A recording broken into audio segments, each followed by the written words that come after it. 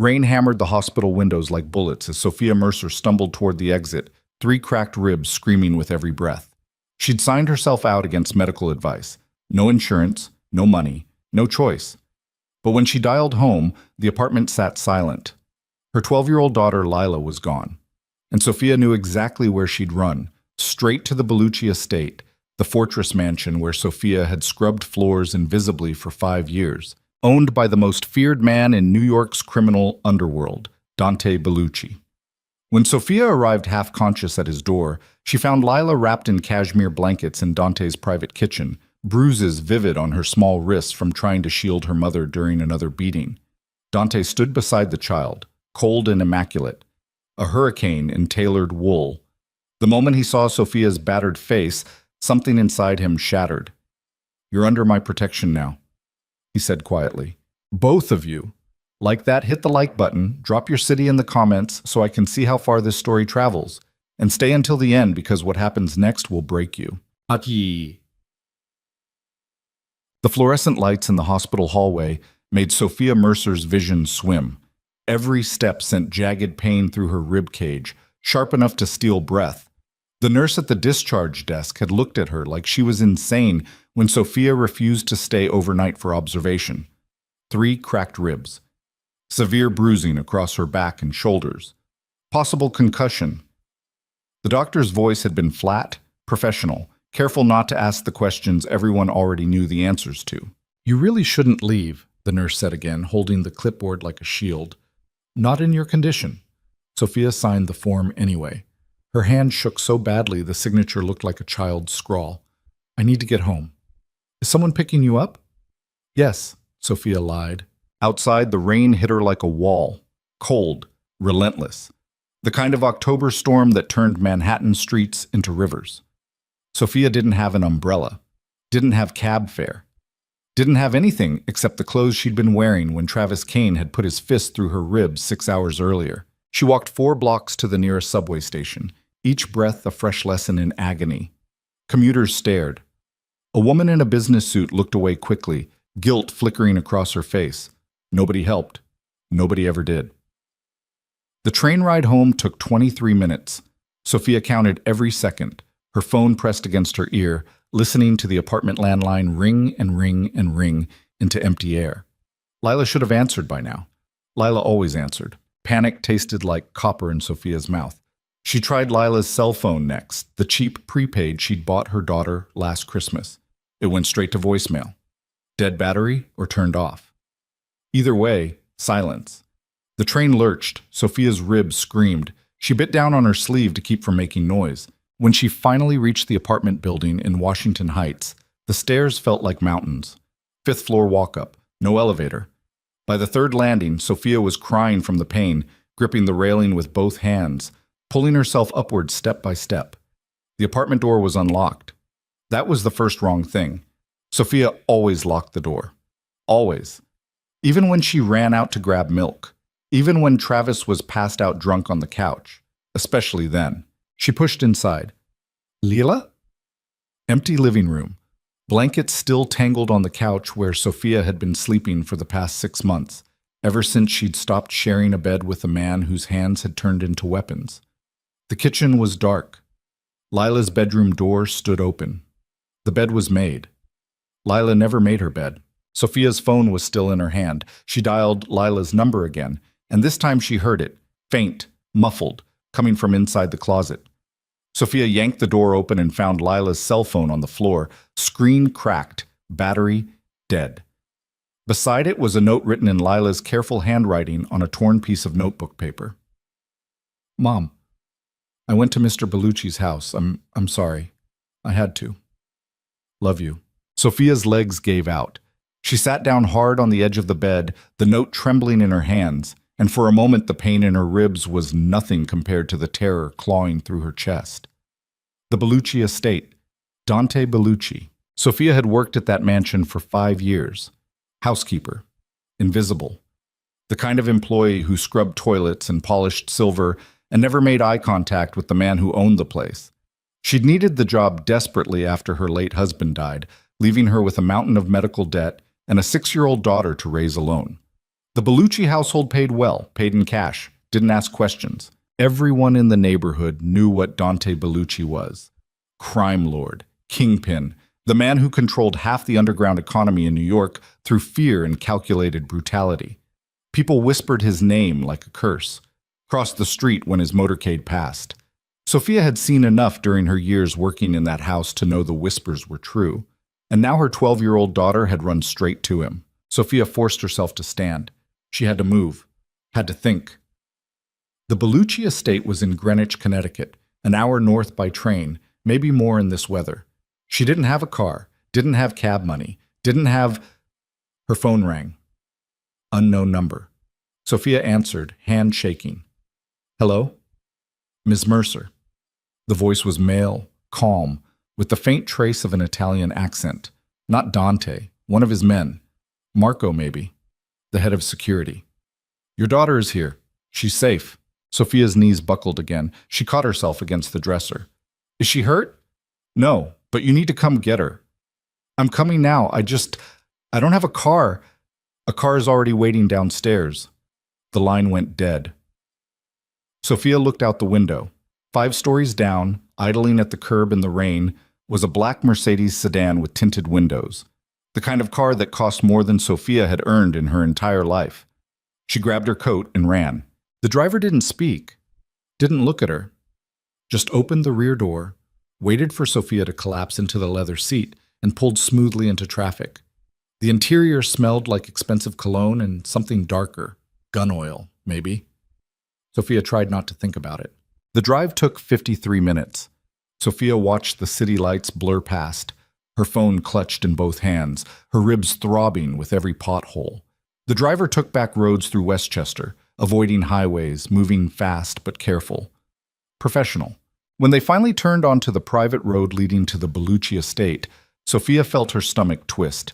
She'd walked this driveway 100 times, always through the service entrance, always before dawn. She'd never come through the front gates. The gates were massive, wrought iron, 12 feet tall, topped with security cameras. They opened silently as the Mercedes approached. Beyond them, the driveway curved through manicured gardens toward a mansion that looked like it belonged in a European postcard. Stone facade, marble columns, windows glowing warm against the rain. The car stopped at the front entrance. The driver got out, opened Sophia's door, and waited. Sophia climbed out, her body screaming in protest. The rain had slowed to a drizzle, cold and misty. The front door of the mansion opened before she could knock. Marco stood in the doorway. 60, gray-haired, built like a boxer who'd never stopped training. He looked Sophia up and down, his expression carefully neutral. Ms. Mercer. Where's my daughter? Kitchen. Follow me. The inside of the mansion was exactly as Sophia remembered. Polished marble floors, oil paintings in gilded frames, the kind of wealth that didn't need to announce itself. But walking through the front hall as a guest instead of an employee felt wrong. Disorienting. Like trespassing. Marco led her through a side corridor toward the private wing of the house. Sophia had cleaned these rooms 1,000 times, but never when anyone was home. The kitchen was at the end of the hall, a massive chef's space with restaurant-grade appliances and a breakfast nook overlooking the gardens. Lila was sitting at the nook table, wrapped in a cashmere blanket that probably cost more than Sophia's rent. Her dark hair was damp, her face pale, her eyes red from crying. When she saw Sophia, she started to stand, then froze. Because Dante Bellucci was standing beside her. Sophia's breath caught. She'd seen Dante countless times over the years, always from a distance, always in passing. He was the kind of man you noticed without meaning to. Tall, broad-shouldered, with the kind of face that belonged on Roman statues. Dark hair going silver at the temples, sharp cheekbones, eyes the color of winter storms. But she'd never been this close to him before. Never been in the same room when he was actually looking at her. And the way he was looking at her now made Sophia's pulse stutter. His gaze moved over her face, her bruised jaw, the way she was holding her ribs, and something in his expression shifted, hardened. The temperature in the room seemed to drop 10 degrees. Miss Mercer, Dante said quietly. His voice was smooth, controlled, but there was steel underneath. Sit down before you fall down. Sophia didn't move. I need to take my daughter home. You need medical attention. I already went to the hospital. And they let you leave like this? Dante's eyes narrowed. Someone should be fired. I signed myself out. Sophia's voice cracked. She hated how weak she sounded. I just need to get Lila and go. Dante didn't respond. He looked at Marco instead. Get Dr. Reeves. Sir, now. Marco left without another word. Sophia tried again. Mr. Bellucci, I appreciate... Sit down. It wasn't a request. Dante pulled out a chair at the table, his movements precise, controlled. Waiting. Sophia sat. Her legs gave her no choice. Lila immediately grabbed her hand. Mom, I'm sorry. I'm so sorry. It's okay, baby. Sophia squeezed Lila's fingers, trying to keep her voice steady. It's okay. You're not in trouble. I didn't know what else to do. Lila's words came out in a rush, tears streaming down her face. Travis came home and he was so angry, and you weren't answering your phone, and I heard him breaking things, and I got scared, and I remembered you said Mr. Bellucci's house was safe, and... Breathe, Sophia whispered. Just breathe. But she was looking at Lila's wrists as she said it, at the bruises there, dark purple, finger-shaped. Sophia's vision went white at the edges. He grabbed you. Lila nodded, crying harder. I tried to stop him from hurting you. I tried to pull him off, and he threw me against the wall and told me to get out, and I ran and I didn't know where else to go. Sophia couldn't breathe, couldn't think. The pain in her ribs was nothing compared to the rage tearing through her chest. Where is he now? Dante's voice cut through the air like a blade. Sophia looked up. Dante was staring at Lila's bruises, his jaw tight, his hands resting flat on the table like he was physically restraining himself from moving. I don't know, Sophia said. Probably passed out at the apartment. Name. What? His full name. Sophia hesitated. Every instinct screamed at her to lie, to deflect, to protect Travis the way she'd been protecting him for months, making excuses, hiding bruises, pretending everything was fine. But Lila was still crying, still holding her wrist like it hurt. Travis Kane, Sophia said. Dante pulled out his phone and stepped away from the table. He made a call, brief, clipped, too quiet for Sophia to hear. When he returned, his expression was unreadable.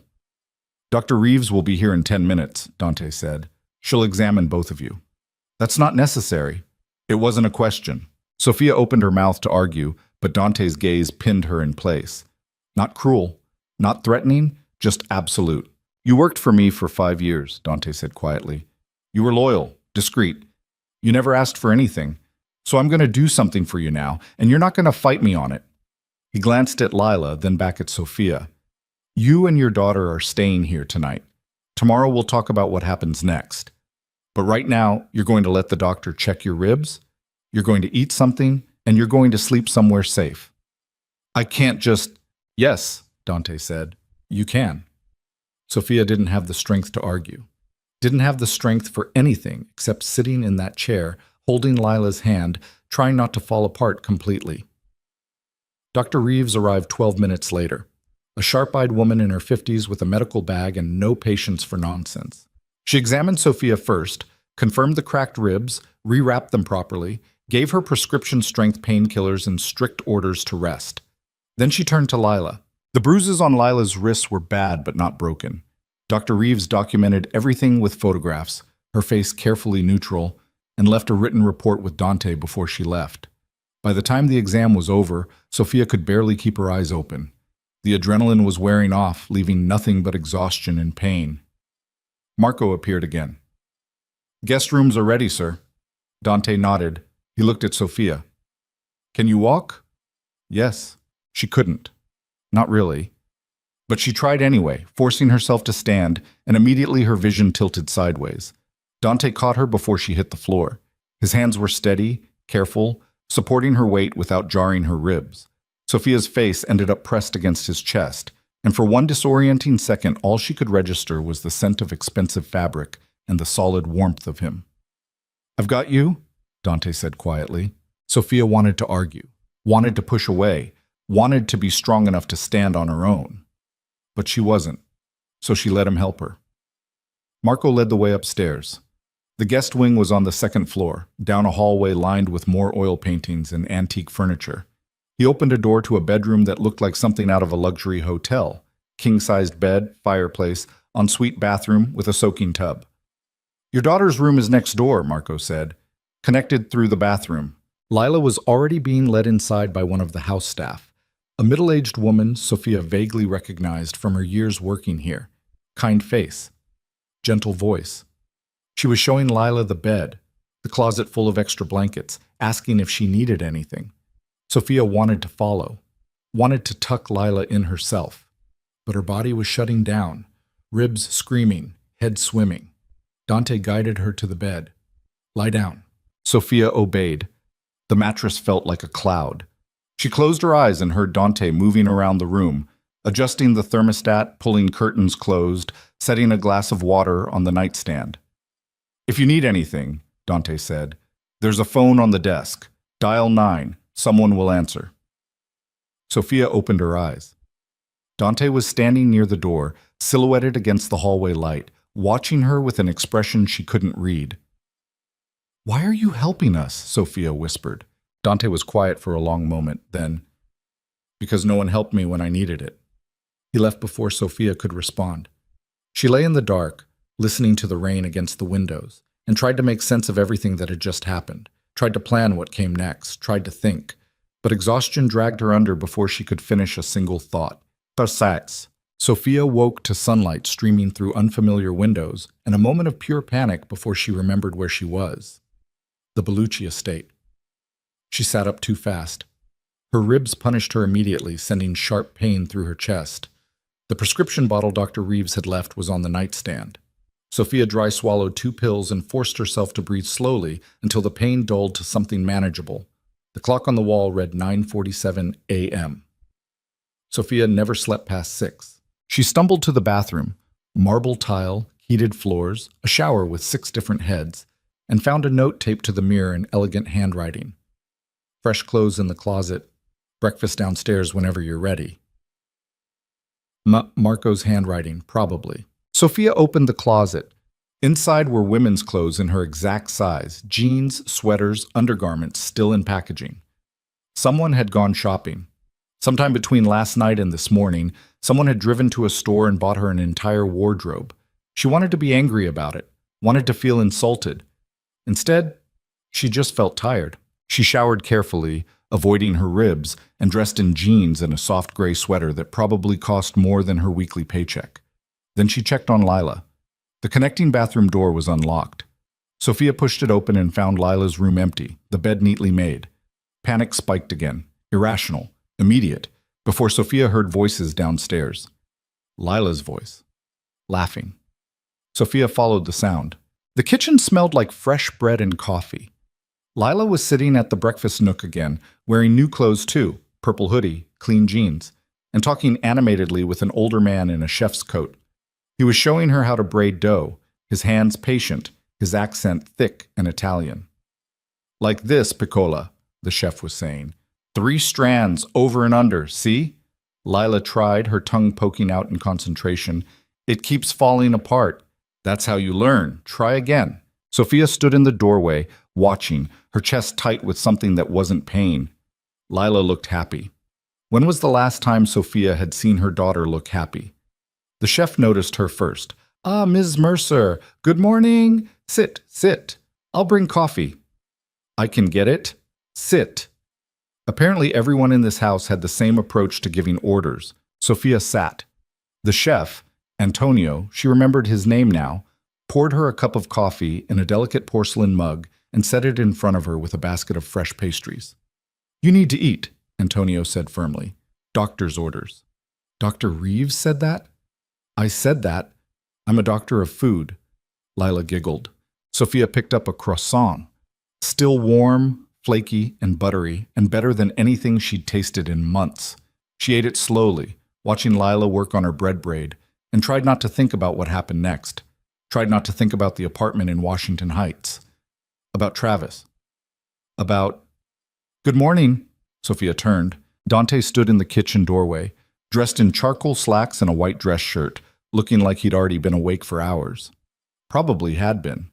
Men like him didn't sleep late. "Morning," Sophia said carefully. Dante's gaze moved over her face, checking for what? Pain? Fear? Sophia didn't know. He looked at Lila next. How's the braid coming? Terrible, Lila admitted. She's lying, Antonio said. She's a natural. Dante almost smiled. Almost. Finish up. We need to talk. He meant Sophia. She knew that. She set down her coffee and stood, ignoring the way her ribs protested. Lila can stay with Antonio, Dante added, reading her mind. Sophia nodded.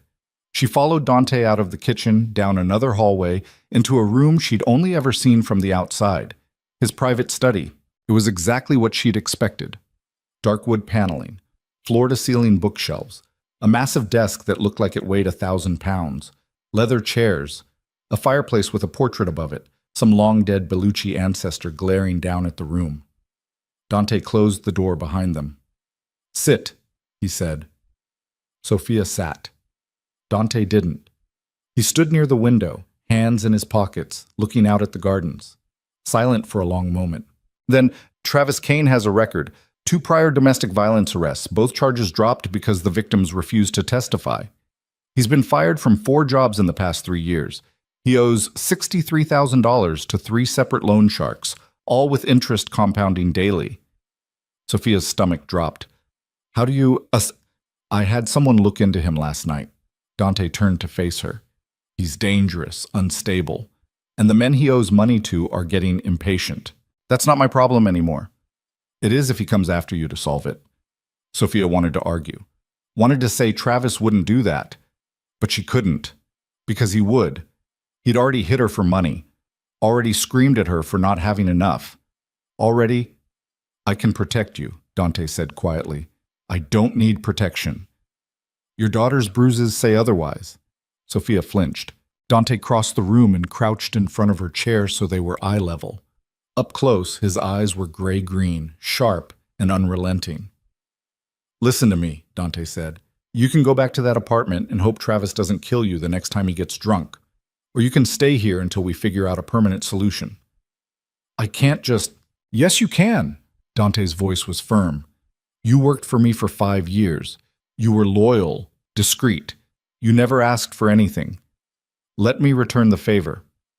This isn't a favor, Sophia said. This is... what? Sophia didn't know how to finish that sentence. Didn't know what this was. Charity? Pity? Something worse? Dante stood, putting distance between them again. I'm not a good man, Miss Mercer. I've done things that would make you run screaming if you knew the details. But I don't hurt women, I don't hurt children, and I don't let other men do it either. So what happens now? Now you and Lila stay here while I handle Travis Kane. Handle him how? Dante smiled, and it wasn't kind. You don't want to know. Sophia should have been terrified, should have grabbed Lila and run, but instead she heard herself saying, make sure he can never hurt us again. The words came out before she could stop them, raw, desperate. Dante's expression shifted. Something flickered in his eyes, recognition, maybe. Understanding. Done, he said, just like that. One word. And Sophia knew with absolute certainty that Travis Kane's life had just ended. Not literally, probably, but close enough. Dante walked to his desk and picked up a phone. He made a call, brief, coded, impossible to follow. When he hung up, he looked at Sophia again. You'll have a security detail. Marco will coordinate. You and Lila can move freely around the estate, but don't leave the grounds without letting someone know. For how long? As long as it takes. Sophia wanted to ask more questions, wanted to demand details, but exhaustion was creeping back in, and her ribs hurt. And Lila was safe in the kitchen braiding bread dough, and for the first time in months, Sophia could breathe without waiting for the next disaster. Okay, she whispered. Dante nodded. Go rest. We'll talk more later. Sophia stood and walked to the door. She paused with her hand on the handle. Mr. Bellucci? Dante. Sophia blinked. What? Call me Dante. You're not my employee anymore. Something in Sophia's chest cracked open. She didn't know what to do with that. Didn't know what to do with any of this. Thank you, she said finally. Dante looked at her for a long moment, then, don't thank me yet. Hi, kid. 3 days passed. Sophia and Lila settled into the estate like ghosts learning to haunt new rooms. The staff treated them with careful politeness. Not quite family, not quite guests, something in between. Marco checked on them twice a day. Dr. Reeves returned to re-examine Sophia's ribs. Antonio kept feeding Lila in the kitchen, teaching her to make pasta from scratch, bread, sauces, everything. And Dante watched from a distance. Sophia felt his presence even when she couldn't see him, felt his gaze tracking her across rooms, felt the weight of his attention like a physical thing. It should have been uncomfortable. It wasn't. On the fourth day, Sophia woke to voices in the hallway. She crept to the door and listened. Completely clean, Marco was saying. No debt, no record, no connection to you whatsoever. Good, Dante's voice. And the travel arrangements? Confirmed. One-way ticket to Seattle. Job lined up. Apartment deposit paid. He leaves tomorrow. Make sure he understands the terms. He does. He signed everything. Silence. Then Dante again. If he comes back, he won't. More silence. Sophia opened the door. Both men turned. Marco's expression went carefully blank. Dante just looked at her, unreadable. It's done? Sophia asked. Yes. He's leaving New York? Permanently. Sophia should have asked how. Should have demanded details. Should have cared that Dante had clearly used threats and money, and who knows what else to make a man disappear. But all she felt was relief so overwhelming it made her knees weak. Thank you, she whispered. Dante's jaw tightened. Don't. Thank you. He stared at her, then quietly, You're welcome. Marco cleared his throat. I'll go check the perimeter. He left quickly. Sophia and Dante stood alone in the hallway, the morning light slanting through tall windows, the house silent around them. What happens now? Sophia asked. That depends on you. On me? You're safe. Travis is gone. You can go back to your life. Dante paused. Or you can stay. Sophia's heart stuttered. Stay? Here, until you figure out what you want to do next. I'll help you find a new apartment, a better job, whatever you need. Why? Because I can. It wasn't an answer, not really, but the way Dante was looking at her, steady, patient, like he had all the time in the world, made Sophia think maybe it was the only answer that mattered. I'll think about it, she said. Dante nodded. Then he walked past her, close enough that Sophia caught the scent of his cologne, and disappeared down the stairs. Sophia stood in the hallway for a long time, staring at nothing, trying to understand what she was feeling, trying to understand why the idea of leaving this place felt impossible now. That night, Sophia found Dante in his study. She knocked, waited, heard his voice, "Come in," and pushed the door open. Dante was at his desk, surrounded by paperwork, a glass of whiskey at his elbow. He looked up when Sophia entered, surprise flickering across his face before he controlled it. Ms. Mercer. Sophia. Dante's mouth curved. Almost a smile. Sophia. She closed the door behind her and stood awkwardly near the bookshelves, trying to figure out how to say what she'd come here to say. I want to stay, Sophia said finally. For a while, if that's still okay. It is. But I want to work. I can't just... I need to do something. I'll go crazy sitting around. Dante leaned back in his chair. What do you want to do? I don't know. Something useful. You have a college degree? Sophia blinked. How do you know that? I read your employment file when I hired you 5 years ago. Oh, Sophia had forgotten about that. English literature, fat lot of good it did me. You could teach. I don't have a teaching license. You could get one. Sophia laughed, bitter. With what money? Dante's expression didn't change. I'll pay for it. Sophia's breath caught. What? You want to work? Fine. Enroll in a certification program. I'll cover tuition. When you're licensed, I'll help you find a position. Until then, you can help Antonio in the kitchen if you want something to do with your hands. Sophia stared at him. Why would you do that? Because you're smart. Because you're wasted scrubbing floors. Because... Dante stopped. Something shifted in his expression. Because I want to. The air in the room felt charged. Electric. Sophia should have left, should have said thank you and walked away before this became something she couldn't control. Instead, she stayed. Okay, she whispered. Dante's eyes darkened. Okay.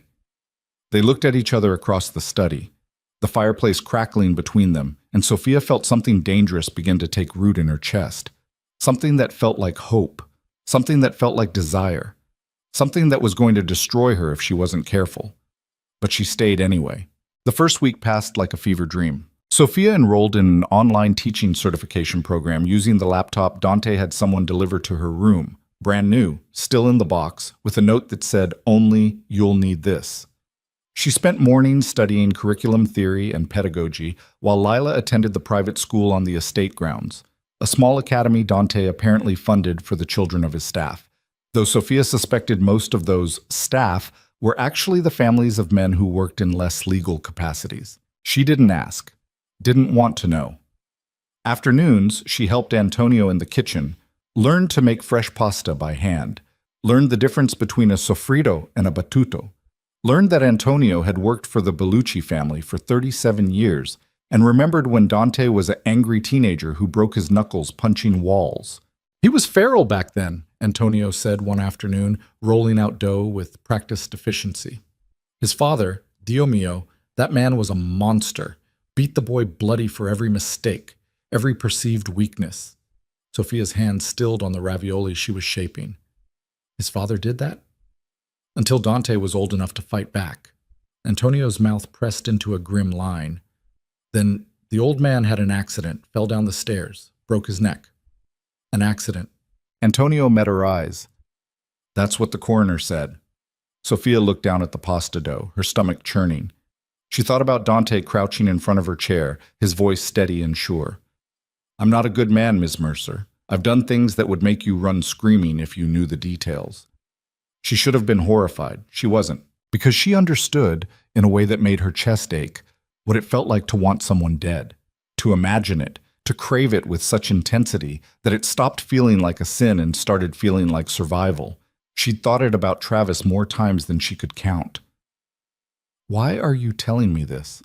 Sophia asked quietly. Antonio shrugged. Because you look at him like you're trying to figure out if he's dangerous. And the answer is yes, but not to you. How do you know? Because I've seen him kill men with his bare hands, and I've seen him sit on the floor playing cards with your daughter. Those are not the same person. With you two, Antonio paused, choosing his words carefully. He's trying to be someone different. Sophia didn't know what to do with that information. Didn't know how to feel about the fact that a man who'd probably murdered his own father was teaching Lila chess in the evenings and asking if she needed help with her math homework. So she did what she'd always done when things got too complicated. She focused on the work in front of her and tried not to think. But thinking was impossible when Dante was everywhere, not hovering, not controlling, just present, in ways that made Sophia's pulse stutter every time she turned around.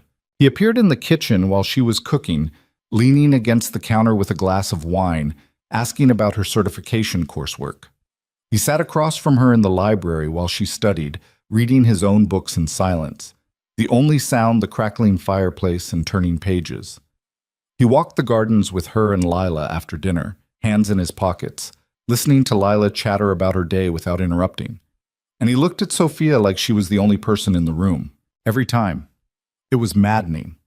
2 weeks in, Sophia woke at 2 a.m. to the sound of raised voices downstairs. Male voices. Angry. She pulled on her robe and crept to the top of the stairs, her ribs still tender but healing. The voices were coming from Dante's study. Cannot be serious right now. That was Marco, his calm veneer cracked.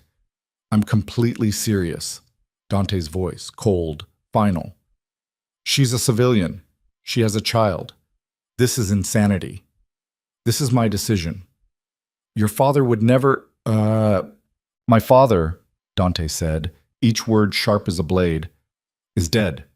I'm not him. I will never be him. And if you can't accept that, there's the door. Silence. Then Marco, quieter. What are you doing, Dante? What I should have done years ago. Getting out. Getting out. Marco's laugh was harsh. You think it's that simple. You think you can just walk away from this life because you found some woman and her kid and suddenly grew a conscience. Watch your mouth. You know what the families will think? What Castellano will think. They'll see weakness. They'll come for you. Let them try. And what about her? What about the girl? You think they won't use them against you? Another long silence. Sophia's heart hammered against her ribs. Then Dante, so quiet Sophia almost didn't hear. That's why I need to move faster, clean up the dirty money, transition everything legitimate before anyone realizes what I'm doing. That'll take years. Then I'd better start now. Footsteps. Marco walking toward the door. Sophia pressed herself against the wall, but Marco didn't come upstairs. He went the other direction, toward the back of the house, muttering in Italian. Sophia stood in the dark hallway, her mind racing. Dante was trying to leave. Leave the violence. Leave the criminal empire. Leave everything he'd built. Because of her. Because of Lila. The realization hit her like cold water. Terrifying and thrilling and completely impossible. She should have gone back to bed. Should have pretended she hadn't heard anything. Instead, she walked downstairs and knocked on the study door. Come in.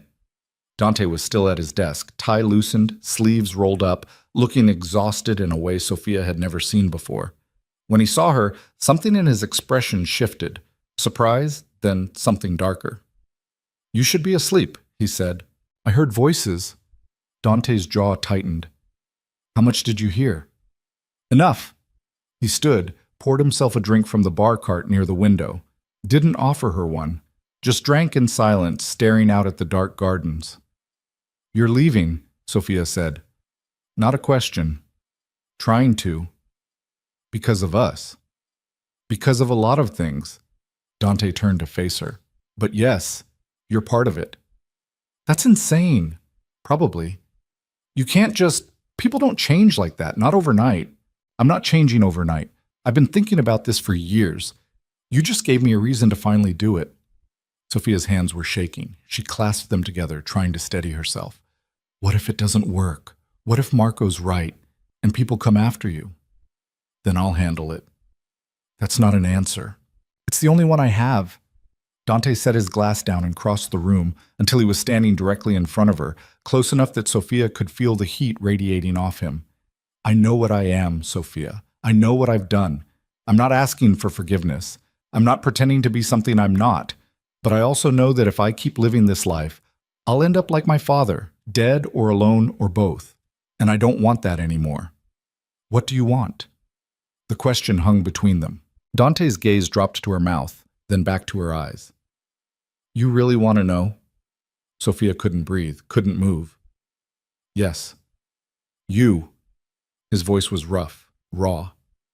I want you, and Lila, and a life where I don't have to check my car for bombs every morning, where I can sleep without a gun under my pillow, where I can...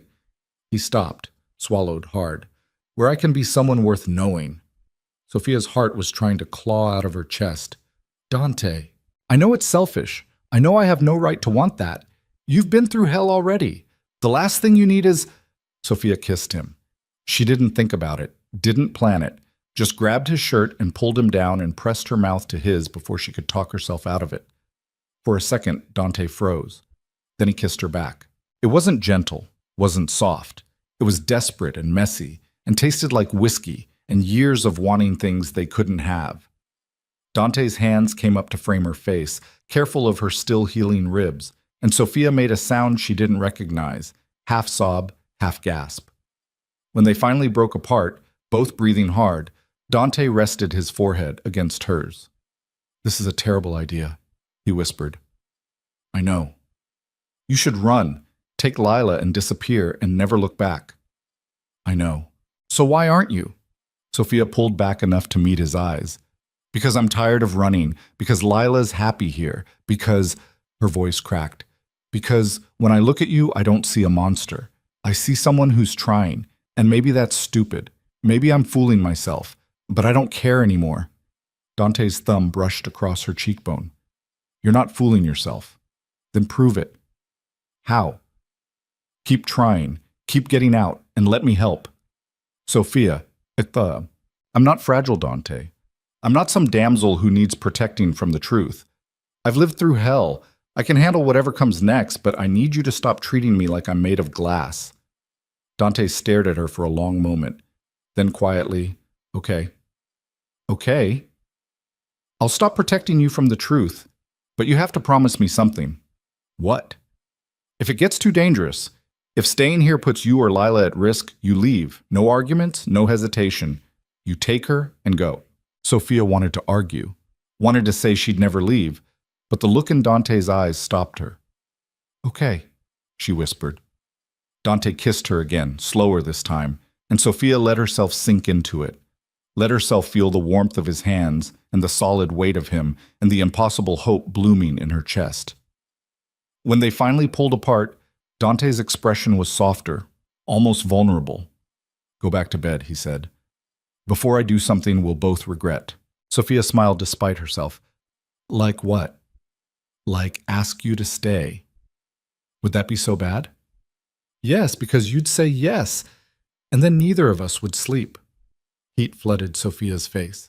She stepped back, suddenly aware of how thin her nightgown was, how close they were standing, how easy it would be to... Good night, Dante, she said quickly. Good night, Sophia. She left before she could change her mind, but she felt his gaze on her back all the way to the stairs. The next 3 weeks were a study in controlled chaos. Dante began systematically dismantling the violent parts of his empire, selling off territory, renegotiating deals, redirecting money into legitimate businesses, construction, real estate, import-export companies that actually imported and exported legal goods. Sophia watched it happen from the edges, learning the shape of his world through overheard phone calls and late-night meetings with lawyers and accountants. She didn't understand all of it, didn't need to. But she understood enough to know that what Dante was attempting was dangerous. Men who left the criminal underworld rarely left breathing. Marco grew increasingly tense. Other members of Dante's inner circle, men Sophia vaguely recognized from her years working here, started showing up for hushed conversations that ended with slammed doors and raised voices. But Dante didn't back down. And slowly, impossibly, it started working. Territories were sold. Debts were paid. Agreements were reached. Dante's name stopped being synonymous with violence and started being associated with construction contracts and urban development projects. The transformation was surreal, and through it all, Sophia and Dante circled each other like planets caught in gravity. Never quite colliding, never quite pulling apart. They talked for hours in the study. About books, about music, about the future. Dante told her about growing up in his father's shadow, learning to survive through brutality because kindness was punished as weakness. Sophia told him about losing her husband to cancer, about the crushing weight of medical debt, about meeting Travis during her most desperate moment and mistaking his attention for love. I thought he was saving me, Sophia admitted one night, curled in the leather chair across from Dante's desk, while rain hammered the windows. I was so alone, so scared, and he seemed stable, safe. When did you realize he wasn't? The first time he hit me, I told myself it was an accident. The second time, I told myself he was stressed. By the third time, I'd stopped making excuses. Sophia's voice broke. I didn't know how to leave. I had no money, no family, nowhere to go. And Lila, I couldn't put her through more instability. She'd already lost her father. I thought staying was the lesser evil. Dante's expression was unreadable. And now? Now I know there's no such thing as a lesser evil when it comes to violence. There's only survival. And sometimes survival means burning everything down and starting over. Is that what you're doing? Starting over? Sophia met his eyes. I'm trying. So am I. The air between them felt electric. Dante, don't. His voice was rough. Don't say whatever you're about to say. Not yet. Not until I'm sure I can keep you safe. I don't need... Yes, you do. And so does Lila. And I can't... Dante stood abruptly, pacing to the window. There are still people who want me dead, Sophia. Rivals who see my transition as weakness. Men who think they can take what I built because I'm trying to legitimize it. Until I know they're handled, I can't... We can't. I understand, Sophia said quietly. But she didn't. Not really. Because every night she went to bed alone in the guest room, she felt the absence of him like a physical ache. Every morning she woke up thinking about his hands and his mouth and the way he looked at her like she was something precious. It was torture. But she waited. Because Dante was right. Lila's safety mattered more than anything else. Even this. Hachette. 4 weeks after arriving at the estate, Sophia was helping Lila with a science project at the kitchen table when Marco appeared in the doorway. His expression made Sophia's stomach drop. "Where's Dante?" Marco asked. "Meeting with his lawyers in the city. Why?" Marco's jaw tightened. "We have a problem." "What kind of problem?" "The kind where you and Lila need to pack a bag. Now." Sophia stood so fast her chair scraped against the floor. "What happened?" "Castellano's son is dead. Overdose. And Castellano thinks Dante had something to do with it." The name Castellano hit Sophia like a slap. She'd heard it before, muttered in hallways, whispered in tense phone calls. One of the old families. One of the ones Dante had been trying to distance himself from. "Did he?" Sophia asked. Marco's expression didn't change. "Does it matter? Castellano's looking for blood. And until we sort this out, you two are targets." "Mom?" Lila's voice was small, scared. Sophia forced herself to breathe, to think. "Where are we going?" "Safe house upstate. Dante's already on his way back. We move in 10 minutes. 10 minutes? Now, Sophia." She grabbed Lila's hand and ran. They packed frantically. Clothes, toiletries, Lila's schoolwork. Marco waited in the hallway, phone pressed to his ear, speaking rapid Italian. Other men appeared. Guards Sophia recognized, all armed, all grim-faced. By the time they made it downstairs, 3 black SUVs were idling in the circular driveway. "Middle car," Marco said. "Stay low. Don't stop for anything." Sophia climbed in, pulling Lila close. The driver didn't speak, just pulled out fast, tires spitting gravel, while the other 2 vehicles flanked them like a protective wall. Lila was shaking. "What's happening?" "It's okay, baby. We're just being careful." "Is someone trying to hurt us?" Sophia couldn't lie. Not about this. "Maybe. But Mr. Bellucci's people won't let that happen." "Where is he?" "Coming to meet us." "Promise?" Sophia kissed her daughter's forehead. "Promise." The drive took 90 minutes, north through Westchester, then deeper into the woods until they reached a house that looked like a hunting lodge. Isolated, surrounded by trees, with enough security cameras to film a movie. Marco ushered them inside. The place was furnished but sterile. No personality. Just a place to hide. "Stay away from windows," Marco instructed. "Don't go outside. Dante will be here within the hour." Then he left, taking half the guards with him. Sophia locked the door and checked every room, making sure they were truly alone. Then she sat Lila down on the couch and tried to explain what was happening without terrifying her completely. It didn't work. Lila cried, asked if they were going to die, asked if this was like before, when Travis used to hurt them. "No," Sophia said firmly. "This is different. Dante won't let anything happen to us." "How do you know?" "Because I trust him." And she did. Completely. Irrationally. In a way that should have scared her, but instead felt like the first solid ground she'd stood on in years.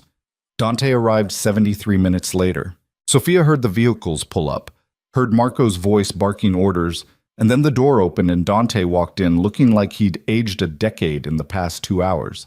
His gaze found Sophia immediately. "You okay?" "Fine. Lila's upstairs." Dante nodded. He looked at the guards. "Perimeter check. Now." They scattered. The moment they were alone, Dante crossed the room and pulled Sophia into his arms. She went rigid with surprise before melting against him, her face pressed to his chest, his heartbeat steady beneath her ear. "I'm sorry," Dante said quietly. "I'm so sorry. This wasn't supposed to happen." "It's not your fault." "It is. Castellano's retaliating because I cut ties with his operation last month. He's using his son's death as an excuse." "Did you?" "No. The kid OD'd on his own. But Castellano doesn't care about the truth. He cares about power. And he thinks going after you will force me back into line." Sophia pulled back to look at him. "Will it?" Dante's expression hardened. "No. It'll make me bury him." The cold certainty in his voice should have horrified her. It didn't. Because Sophia was done pretending violence didn't sometimes solve problems. Done pretending the world was fair or kind. Done believing that being good was enough to keep you safe. "What do we do now?" she asked. "We wait. I've got people tracking Castellano's movements. Once I know where he is, I'll handle it." "Handle it how?" Dante's gaze didn't waver. "Do you really want details?" Sophia thought about it. About Lila upstairs terrified and crying. About the fact that they were hiding in a safe house because some violent man wanted to use them as leverage. "No," she said finally. "I just want it over." "It will be. I promise." He kissed her forehead, and Sophia closed her eyes, breathing him in, trying to memorize this moment, the calm before whatever storm was coming. Behind them, footsteps on the stairs. "Mom?" Lila's voice, shaky and small. Sophia turned. Lila stood on the bottom step, her face blotchy from crying, and when she saw Dante, her expression crumpled completely. "I'm scared," Lila whispered. Dante crouched down, eye level with her. "I know, but you're safe here. I won't let anyone hurt you, either of you, I promise." "You promise?" "I promise." Lila threw her arms around his neck. Dante froze for half a second, surprise flickering across his face, before his arms came up to hold her carefully, like she was made of glass. And watching them, Sophia felt something crack open inside her chest. Not fear, not doubt. Something worse. Love. She was in love with Dante Bellucci. The realization hit her like a freight train. She was in love with the man who'd killed people, who still might kill people, who was trying to become something better, but might fail, who was dangerous and broken and entirely wrong for her in every measurable way. And she didn't care, because he was holding her daughter like she mattered, like she was worth protecting, like he'd burned the whole world down before he let anyone hurt her. And Sophia had never wanted anything more than she wanted this. Wanted him. Wanted the impossible future he was trying to build, even if it killed them both. What? 3 days in the safe house. 3 days of waiting while Dante coordinated with Marco and his remaining loyal men, tracking Castellano's movements, building a case, legal and otherwise, that would end this permanently. Sophia tried to keep things normal for Lila. They did schoolwork, watched movies on the laptop, played cards. But the tension was suffocating. On the third night, after Lila finally fell asleep, Sophia found Dante on the back porch, smoking a cigarette he'd bummed off one of the guards. "I didn't know you smoked," Sophia said. "I don't. Quit 10 years ago." Dante took another drag, his expression distant. "Old habits." Sophia sat beside him on the porch steps. The forest stretched out around them, dark and endless. "Talk to me," she said. "About what?" "Whatever's making you look like that." Dante was quiet for a long time. Then, "Castellano's hiding, using his family's connections to stay off the grid. But he's getting sloppy, desperate. Marco thinks he'll make a move soon." "What kind of move?" "The violent kind." Sophia's stomach clenched. "Against you?" "Against anyone he thinks I care about." Dante's jaw tightened. "He doesn't know about you yet. Doesn't know about Lila, but he will. And when he does, you'll handle it." "What if I can't?" The question hung in the air. Sophia reached over and took the cigarette from his hand. She stubbed it out against the porch railing. "Then we handle it together." Dante looked at her, really looked at her. "You mean that?" "Yes." "You'd stay, even knowing what's coming." "I already told you, I'm tired of running." "This isn't running. This is survival." "No." Sophia's voice was firm. "Survival is what I did with Travis, enduring, waiting for it to end. This is different. This is choosing to fight. You don't have to—" "I want to." Sophia grabbed his hand, lacing their fingers together. "I want to fight for this. For you. For the life you're trying to build. Because it's worth it. You're worth it." Dante's expression shattered. He pulled her close, kissing her hard, and Sophia kissed him back with everything she had, all the fear and hope and desperate love she'd been holding inside. When they broke apart, both breathing hard, Dante rested his forehead against hers. "I love you," he said roughly. "I know I shouldn't. I know it's too fast and too dangerous and completely insane. But I do. I love you." Sophia's heart was trying to punch through her ribs. I love you too, Sophia. I do. And I'm not taking it back, so you're stuck with me. Dante laughed, raw and surprised and utterly devastating. Okay. Okay? Okay. He kissed her again, softer this time. But after this is over, after Castellanos handled, we're doing this right. No more hiding, no more waiting. I'm going to marry you. Sophia's breath caught. Dante, I mean it.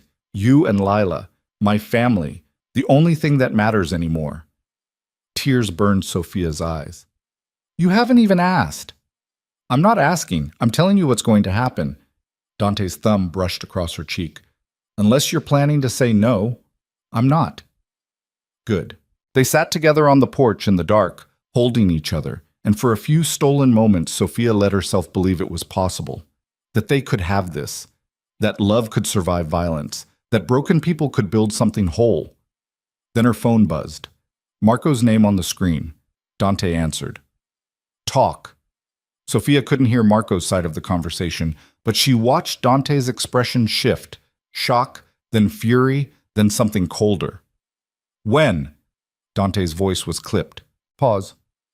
How many? Pause. Lock it down. I'm coming back. He hung up. Sophia's stomach dropped. What happened? Castellano's men hit the estate. Dante stood, already moving. They didn't get past the gates, but they left a message. What kind of message? Dante's expression was murderous. They know about you, about Lila, and Castellano wants a meeting. A meeting for what? To negotiate my surrender. Dante's laugh was harsh. He thinks if he threatens you, I'll give him back the territory I took, the money I redirected, everything. Sophia's hands were shaking. Will you? Dante looked at her like she'd stabbed him. No, he said quietly, but I will kill him. Dante, this ends tomorrow. One way or another. He cupped her face in his hands, his gaze intense. But I need you to promise me something. What? If this goes wrong, if I don't come back, you take Lila and run. Marco will give you money, new identities, everything you need to disappear. I'm not leaving you.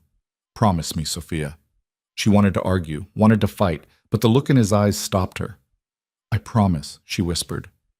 Dante kissed her one last time, deep and desperate and final.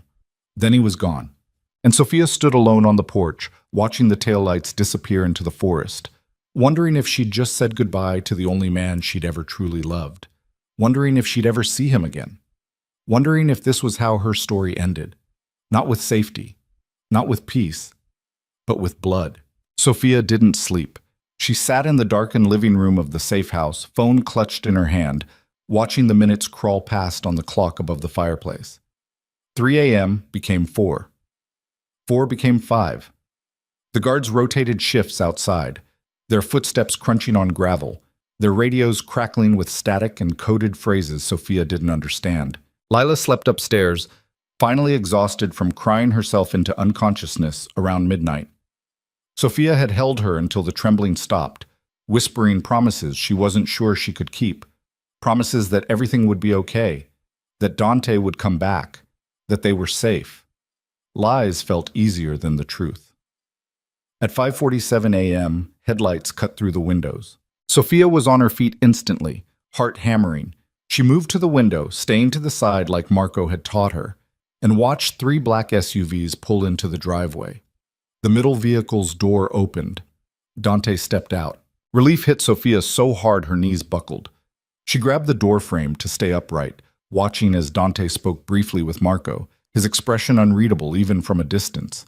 He looked exhausted. His shirt was wrinkled, tie gone, and there was something dark on his sleeve that might have been blood. But he was alive. Sophia yanked the door open before she could stop herself. Dante's gaze snapped to her immediately. Something in his expression softened, just for a second, before he was moving, crossing the driveway in long strides. And then his hands were on her face, and he was kissing her like he'd thought he'd never get the chance again. Sophia kissed him back desperately, tasting exhaustion and fury and something metallic that made her stomach turn. When they broke apart, both breathing hard, Dante rested his forehead against hers. "It's done," he said roughly. "Castellano?" "Dead.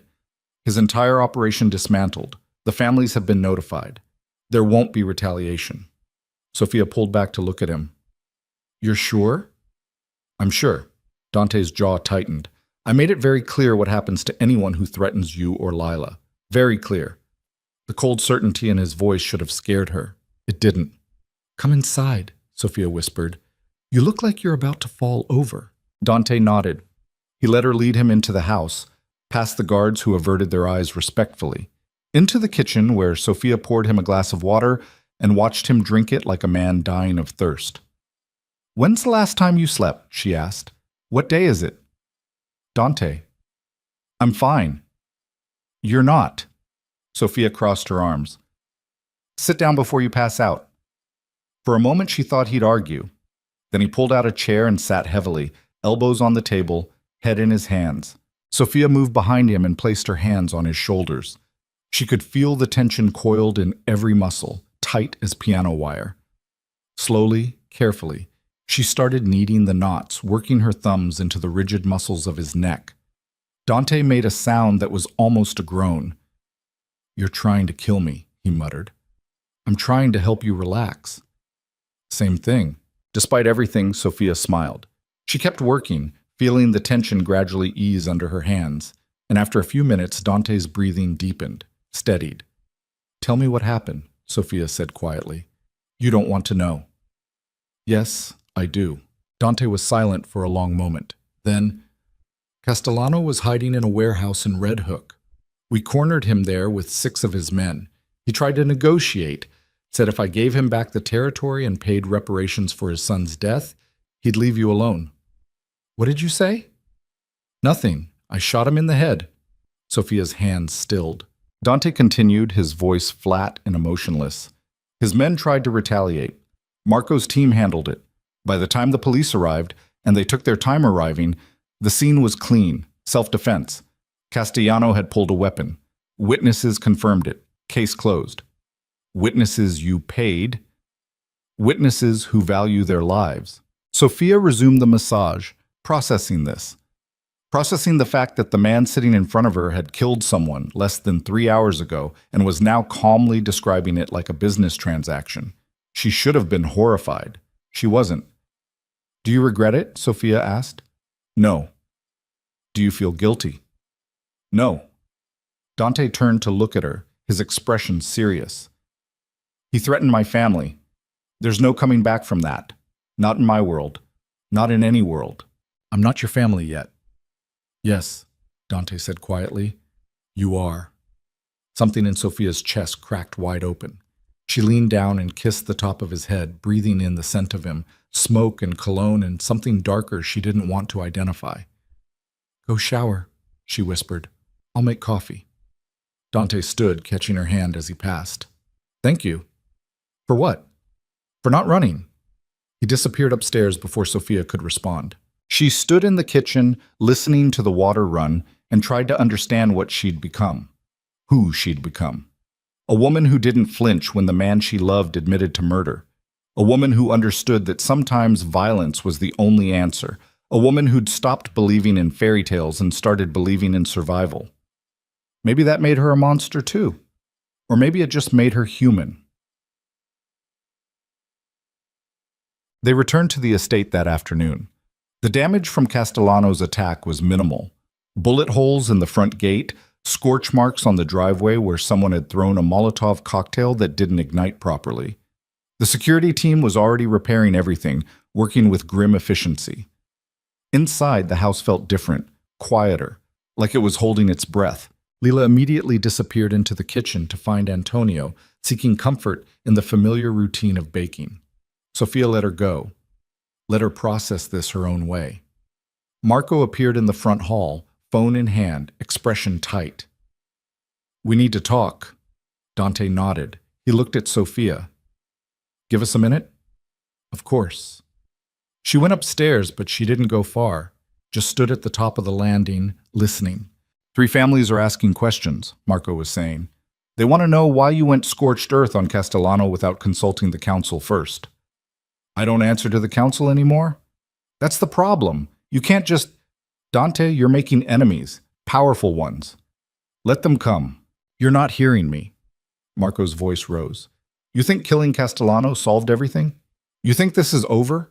You've destabilized the entire power structure. There are men who've been waiting for an excuse to take you down, and you just handed it to them. Then I'll handle them too. With what? You've been selling off assets, cutting ties, trying to go legitimate. You're bleeding resources, bleeding manpower. How long do you think you can hold out against a coordinated attack? Silence. Then Dante, quieter. As long as I have to. This is about her, isn't it? The housekeeper. Watch your mouth. She's made you weak. The temperature in the room dropped. Say that again, Dante said, his voice deadly calm. I dare you. Marco's next words were too quiet for Sophia to hear, but whatever he said made Dante laugh, harsh and bitter. You think I'm weak because I care about something other than money and territory? You think love is weakness? Then you're the one who doesn't understand. She makes me stronger. She makes me want to be someone worth surviving for. And if you can't see that, then you're blind. I see a man throwing away an empire for a woman he barely knows. I know her better than I've ever known anyone, and I'd burn this entire empire to ash before I let anything happen to her or her daughter. Footsteps. Marco walking away. The front door slamming. Sophia stood frozen at the top of the stairs, her heart in her throat. Dante appeared at the bottom, looking up at her with an expression she couldn't read. How much did you hear? He asked. Enough. And? Sophia descended the stairs slowly. And Marco's right. I am making you weak. No, but I am. You're losing allies because of me. Losing power. Making enemies. Sophia reached the bottom step, eye level with him now. Maybe I should take Lila and go. Find an apartment. Start over somewhere else. Give you space to... No. Dante. No. He grabbed her hands, his grip almost desperate. You're not leaving. I don't care what Marco thinks. I don't care what the families think. I don't care about any of it. You and Lila, you're the only thing that matters. But if staying puts you in danger, I've been in danger my entire life. That's nothing new. What's new is having something worth protecting, someone worth changing for. Dante's voice cracked. Don't take that away from me, please. Sophia's vision blurred with tears. I'm scared. So am I. What if we can't do this? What if it's too much? Then we'll fail together, but we'll fail trying. Dante pulled her close, wrapping his arms around her. I need you to trust me. Can you do that? Sophia pressed her face against his chest, listening to his heartbeat, and made a choice. Yes, she whispered. Then we keep going, one day at a time, until we make it work or die trying. It should have sounded dramatic, melodramatic even. Instead, it just sounded true. The next 2 weeks were deceptively peaceful. Dante continued transitioning his operations, selling the last of his illegal holdings, pouring everything into legitimate businesses. The construction company expanded. The real estate portfolio grew. On paper, Dante Bellucci was becoming a respectable businessman. In reality, the vultures were circling. Sophia felt it in the tension that permeated the estate, in the increase in security, in the way Dante's phone never stopped ringing with calls from men whose names she didn't recognize, but whose voices carried weight. Marco stopped coming around. That was the first sign something was wrong. Where is he? Sophia asked one night over dinner. Dante's expression didn't change. Handling some business in the city. What kind of business? The kind you don't need to worry about. Dante, he set down his fork. Marco and I had a disagreement about the direction of certain operations. He's taking some time to cool off. A disagreement about what? About you. Sophia's stomach dropped. What did he say? It doesn't matter what he said. What matters is that he's wrong. Tell me anyway. Dante was quiet for a long moment. Then, he thinks you're a liability, that keeping you here makes me vulnerable to attack, that I should send you away for your own protection. And what do you think? I think he can go to hell. Despite everything, Sophia almost smiled. Very diplomatic. I'm done being diplomatic. I'm done pretending I can make everyone happy. Marco will come around or he won't. Either way, you stay. Across the table, Lila was pushing pasta around her plate, pretending not to listen. But Sophia saw the tension in her daughter's shoulders, the way her hands trembled slightly. This was affecting her too. That night, after Lila went to bed, Sophia found Dante in his study nursing a glass of whiskey. "We need to talk about Lila," she said. Dante looked up. "What about her?" "She's terrified. She's trying to hide it, but I can tell. The attack, Castellano, all of this. It's too much for a 12-year-old. What do you want me to do?" "I don't know. Maybe we should consider boarding school, somewhere safe, somewhere far from me. From this." Sophia gestured at the room, the house, the life they were living. "From the violence and the danger and the constant threat." Dante set down his glass. "You want to send her away. I want her safe. She is safe, here, with us." "Is she?" Sophia's voice rose. "Because it doesn't feel safe, Dante. It feels like we're waiting for the next attack, the next threat. And I can't keep doing this to her. She's already been through so much with Travis, and now, I'm not Travis." The words hung in the air like a slap. Sophia froze. "I know that. Do you, because you're talking about sending Lila away like I'm some kind of monster she needs protecting from?" "That's not what I meant." "Then what did you mean?" Dante stood, his movements sharp. "Because from where I'm standing, it sounds like you're looking for an excuse to leave, to take her and run before things get worse. I'm trying to protect her." "So am I." Dante's voice echoed off the walls. "You think I don't lie awake every night wondering if I'm putting you both in danger? You think I don't know that every choice I make could get you killed? I know. I live with that knowledge every single day, but I also know that sending Lila away won't keep her safe. It'll just make her think she's not wanted." Sophia's breath caught. "That's not—" "I grew up being sent away. Shuffled between boarding schools and relatives who didn't want me because my father thought I was weak. You know what that teaches a kid? That they're disposable. That love is conditional. That the people who are supposed to protect you will abandon you the second things get hard." Tears burned Sophia's eyes. "Dante, Lila stays, you both stay, and I will do whatever it takes to keep you safe. But I can't." His voice cracked. "I can't lose you. Either of you." Sophia crossed the room and wrapped her arms around him. Dante held her like she was the only thing keeping him upright, his face buried in her hair. "I'm sorry," Sophia whispered. "I'm sorry. I wasn't trying to. I'm just scared." "I know, so am I." They stood there in the dark study, holding each other, and Sophia tried to believe that love was enough, that they could survive this, that the violence circling them would eventually dissipate. But deep down, she knew better. Deep down, she knew the worst was still coming. It came 3 days later. Sophia was in the library helping Lila with algebra when Marco appeared in the doorway. He looked terrible, pale, disheveled, like he hadn't slept in days. "We need to talk," Marco said. "All of us." Something in his tone made Sophia's blood run cold. "What happened?" "Where's Dante?" "In a meeting with his accountants." "Marco, what? Get him, now, and bring Lila." "I'm not bringing my daughter into—" "She needs to hear this too." Sophia's hands were shaking as she called Dante's cell. He answered on the second ring. "What's wrong?" "Marco's here. He says we all need to talk. He looks— Dante, something's very wrong." "I'm coming." He was there in less than 2 minutes, striding into the library with murder in his eyes. "This better be important." Marco closed the door behind him, locked it. That was when Sophia knew. Whatever was coming was bad, very bad. Marco pulled a folder from his bag and dropped it on the table. "I've been doing some digging into Castellano's operation, into the attack on the estate, into why he targeted you specifically." "And?" Dante's voice was clipped. "And I found something you're not going to like." "Just say it." Marco opened the folder. Inside were photographs, documents, bank statements.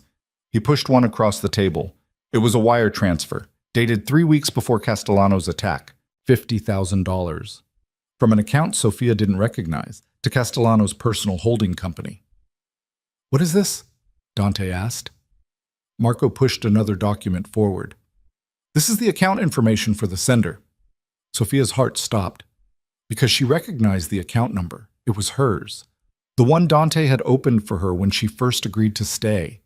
The one he'd deposited money into for her personal expenses. That's impossible, Sophia said. I wouldn't. I know. Marco's voice was grim. Someone used your account, routed money through it to make it look like you were paying Castellano. Paying him for what? Dante's voice was dangerous. Marco pulled out another photo. This one showed Sophia and Lila at a coffee shop in town, taken from a distance, dated 2 days before the attack. Castellano's men were following you, Marco said. They knew your routines, knew where Lila went to school, knew when you were most vulnerable. He paused. Someone gave them that information. The room tilted. Sophia grabbed the edge of the table. You think I was working with him? No. Marco's expression was careful. But someone wanted it to look that way. Someone set you up. Who? Dante's voice could have cut glass. Marco hesitated. Then he pulled out one final document. A phone log. Calls between Sophia's phone and a number registered to one of Castellano's associates. Dozens of calls, all within the past 2 months. I never made these calls, Sophia said, her voice shaking. This is insane. Someone's lying. Someone's trying to... She looked at Dante. His expression was unreadable. Dante, you have to believe me. I love you. I would never betray you. I know. Then why aren't you... Because someone went into a lot of trouble to make this look real. Dante's voice was ice. Someone with access to your accounts, your phone, your movements, someone close. Who? Dante looked at Marco. Pull the security footage, every camera, every angle. I want to know who accessed Sophia's accounts and when. Marco nodded and left quickly. Alone with Sophia and Lila, Dante's mask finally cracked. I believe you, he said quietly. But someone out there is trying to destroy us, trying to make me think you betrayed me, trying to turn me against you. Why? Because it's the only way to break me. The families, whoever's behind this, they know I won't abandon you, won't kill you. So they're trying to force my hand, make me choose between you and my credibility. Sophia's mind was racing. So what do? We find out who's setting you up, and we end them. Before Sophia could respond, her phone buzzed. Unknown number. She answered, hand shaking. Hello? The voice on the other end was distorted, mechanical. You should have run when you had the chance. Sophia's blood turned to ice. Who is this? Someone who knows exactly what you're worth. 50,000 was cheap for information on Bellucci's weakness. But the real payday? That comes when you're dead and he finally falls apart. The line went dead. Sophia dropped the phone. Dante picked it up, looked at the screen, and immediately started dialing. Marco, trace the last call to Sophia's phone. Now. He hung up and looked at Sophia. What did they say? They said 50,000 was cheap, that the real payday comes when I'm dead. Sophia's voice broke. Dante, someone's going to kill me. Someone wants me dead to get to you. Lila started crying. Dante crossed the room and pulled them both close. That's not happening. Nobody's touching either of you. I don't care what it takes. But Sophia could hear it in his voice. The fear. The realization that this was bigger than Castellano. Bigger than one enemy. This was a coordinated attack, and they were running out of time. Marco returned 30 minutes later with the security team. The call came from a burner phone, untraceable, but he hesitated. But what? Dante demanded. We found something else. In the estate's internal network, someone's been accessing your files remotely. Personal files, financial records, communications. For how long? At least 6 months. The words hit like a physical blow. 6 months. Someone had been spying on them for 6 months. Who has that level of access? Sophia asked. Marco's expression went dark. Only 3 people. Me, you. He looked at Dante. And Antonio. Silence. Then Dante very quietly. No. We need to consider... No. Dante's voice was steel. Antonio's been with this family for 37 years. He would never... Then who? Marco's frustration was palpable. Because someone with intimate knowledge of this estate has been feeding information to your enemies, someone you trust, someone close. Sophia's mind raced through the past months, the quiet moments in the kitchen with Antonio, the way he'd comforted Lila, the stories he'd told about Dante's childhood, the way he'd known exactly when Dante would be away, exactly when the estate would be vulnerable. No, it couldn't be. But even as Sophia thought it, doubt crept in. "We need to talk to him," Dante said. "Now. Where is he?" "Kitchen," one of the guards said. They found Antonio exactly where he always was, at the stove, stirring a pot of sauce, humming under his breath. He looked up when they entered, smiled. "Ah, dinner's almost ready. I made—" He stopped. Something in Dante's expression made the smile die. "What's wrong?" Antonio asked carefully. "We need to talk," Dante said, "about some irregularities in the security system." Antonio set down his spoon. "What kind of irregularities?" "The kind where someone's been accessing my private files, sharing information with my enemies, getting innocent people killed." Antonio's face went pale. You think I don't know what to think. That's why we're talking." "Dante, I swear to you, I would never—" "Then explain this." Marco pulled out a printout. IP addresses, access logs, all pointing back to the kitchen's computer terminal. Antonio stared at the paper. I can't. This doesn't make sense. I use that computer for recipes, shopping lists. I don't know how to—" "Someone used your login credentials," Marco said, "multiple times, to access files you shouldn't have access to." "I don't know how." Antonio's voice rose, panicked. "My password, I keep it written down in my office. Anyone could have who has access to your office. Everyone, the staff, the guards. It's never locked. I never thought—" He stopped. His eyes went wide. "What?" Dante stepped closer. "What did you just remember?" Antonio's hands were shaking. About 2 months ago, I came into my office and things were moved, papers out of place. I thought maybe someone was looking for a recipe, but what?" "The computer was on. I always shut it down at night. Always, but that morning it was on." Dante and Marco exchanged looks. "Did you tell anyone, shit?" Marco asked. "No, I thought I'd just forgotten." Antonio looked at Dante, desperation in his eyes. "You have to believe me. I would never betray you. Never. You're like a son to me." Dante's jaw tightened. "I know." "Then who—" The kitchen door opened. A guard stepped in, young, mid-20s, someone Sophia vaguely recognized from the security rotation. "Sir, I have the footage you requested." "From when?" 2 months ago, the night of the office incident." Dante took the tablet, pulled up the video. They all watched in silence as the timestamp rolled. 2:47 a.m. The kitchen was dark. Then a figure appeared, moving carefully through the shadows. The figure entered Antonio's office, sat down at the computer, started typing. Dante zoomed in. Sophia's breath caught, because the face on the screen was familiar. Very familiar. It was one of the housekeepers, a woman named Elise, mid-40s, quiet, efficient. Someone who'd worked at the estate for years. Someone Sophia had worked beside for years. "Elise," Sophia whispered. Dante was already moving. "Where is she?" "Her shift ended an hour ago," the guard said. "Find her, now. I want her in my office in the next 10 minutes, or I want to know why." The guard scattered. Dante turned to Antonio. "I'm sorry. I should have known. It's fine." But Antonio's hands were still shaking. "Just find out who's doing this." They didn't have to wait long. 5 minutes later, the guards returned, empty-handed. "She's gone," Marco said. "Apartment's cleared out. No forwarding address, no phone. She's been gone for at least 12 hours. 12 hours before we discovered the breach," Dante said slowly. "She knew we were getting close.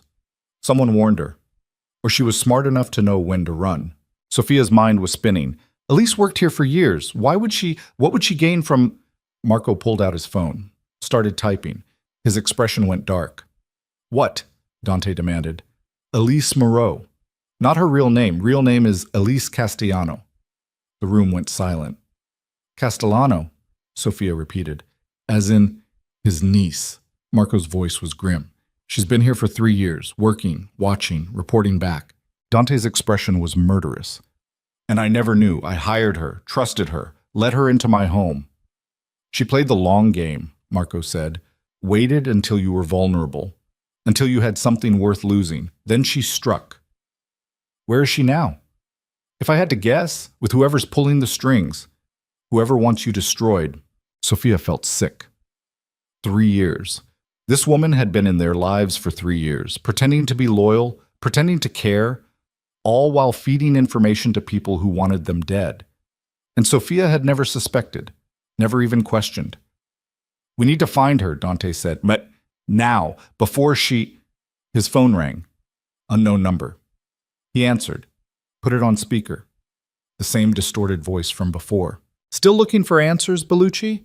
Let me save you some time. Elise isn't working alone. She's working for me. And I have everything I need to destroy you. Your finances, your operations, your secrets, every weakness you've ever had. Who are you? A laugh. Cold. Someone you should have killed when you had the chance. Then a different voice came on the line. Not distorted. Clear. Familiar. Hello, Dante. Sophia's blood turned to ice, because she recognized that voice. It was Travis Kane. Surprised? Travis said, and Sophia could hear the smile in his words. You thought sending me to Seattle would make me disappear. You thought I'd just take your money and start over and forget what you did. Dante's hand tightened on the phone.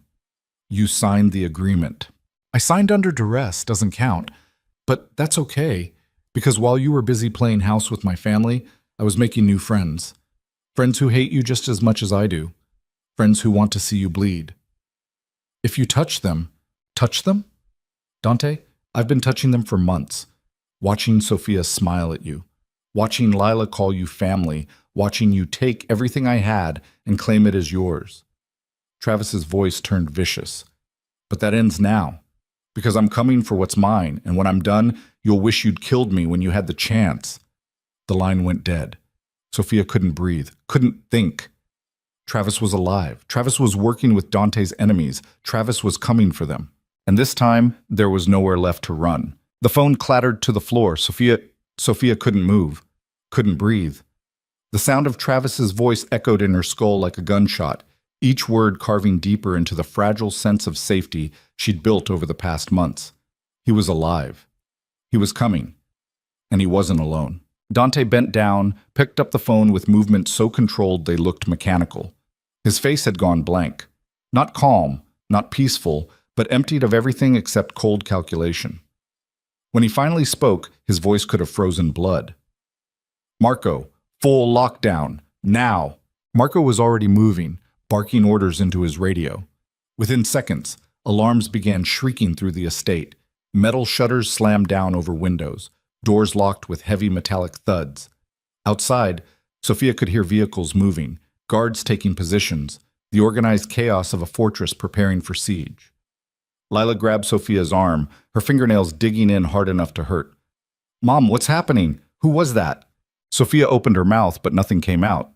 How did you tell your 12-year-old daughter that the monster from her nightmares had crawled back from the grave? Dante crouched in front of Lila, his hands steady on her shoulders. Listen to me very carefully. Some bad people are trying to hurt us, but I won't let that happen. Do you understand? Lila nodded, tears streaming down her face. Good. Now I need you to go with Marco. He's going to take you somewhere safe inside the house, somewhere nobody can reach you. I want to stay with Mom. You can't. Dante's voice was firm but not unkind. Your mom needs to help me stop these people, and I need to know you're protected so I can focus. Can you be brave for me? Lila looked at Sophia, desperate and terrified. Sophia forced herself to nod. Go with Marco, baby. I'll come find you as soon as this is over. I promise. Marco appeared, his expression grim. Safe room is ready. Dante stood, releasing Lila's shoulders. Take her. Now. Marco held out his hand. After a moment's hesitation, Lila took it. She looked back at Sophia once, her face crumpling, before Marco led her out of the kitchen and toward the secure wing of the house. The moment the door closed, Sophia's legs gave out. She caught herself against the counter, gasping, her vision swimming. The panic she'd been holding back crashed over her in waves. Travis was alive. Travis had been planning this for months. Travis had allied himself with people who wanted Dante dead, and he was using her, using Lila, as weapons. Strong hands gripped her shoulders. "Breathe," Dante said. "Look at me. Breathe." Sophia tried, failed, tried again. Her lungs felt like they were filled with broken glass. "He was supposed to be gone," she choked out. You said he was in Seattle. He lied. Or he came back. It doesn't matter." Dante's grip tightened. "What matters is stopping him before he gets near you." "How? He knows everything. He's been watching us, planning this. How do we—" "We fight." Dante's voice cut through her panic like a blade. "We fight and we win because the alternative is unacceptable." Sophia looked up at him. His face was still blank, still controlled, but his eyes were burning with something primal, something that looked like rage and fear twisted together until they were indistinguishable. "I can't lose you," he said quietly. "Either of you.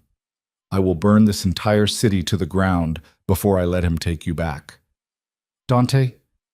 The lights went out. Complete darkness. So sudden and absolute that Sophia gasped.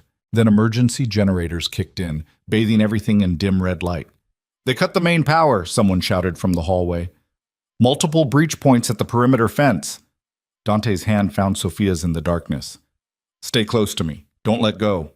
They moved through the house, Dante pulling her along corridors she barely recognized in the emergency lighting.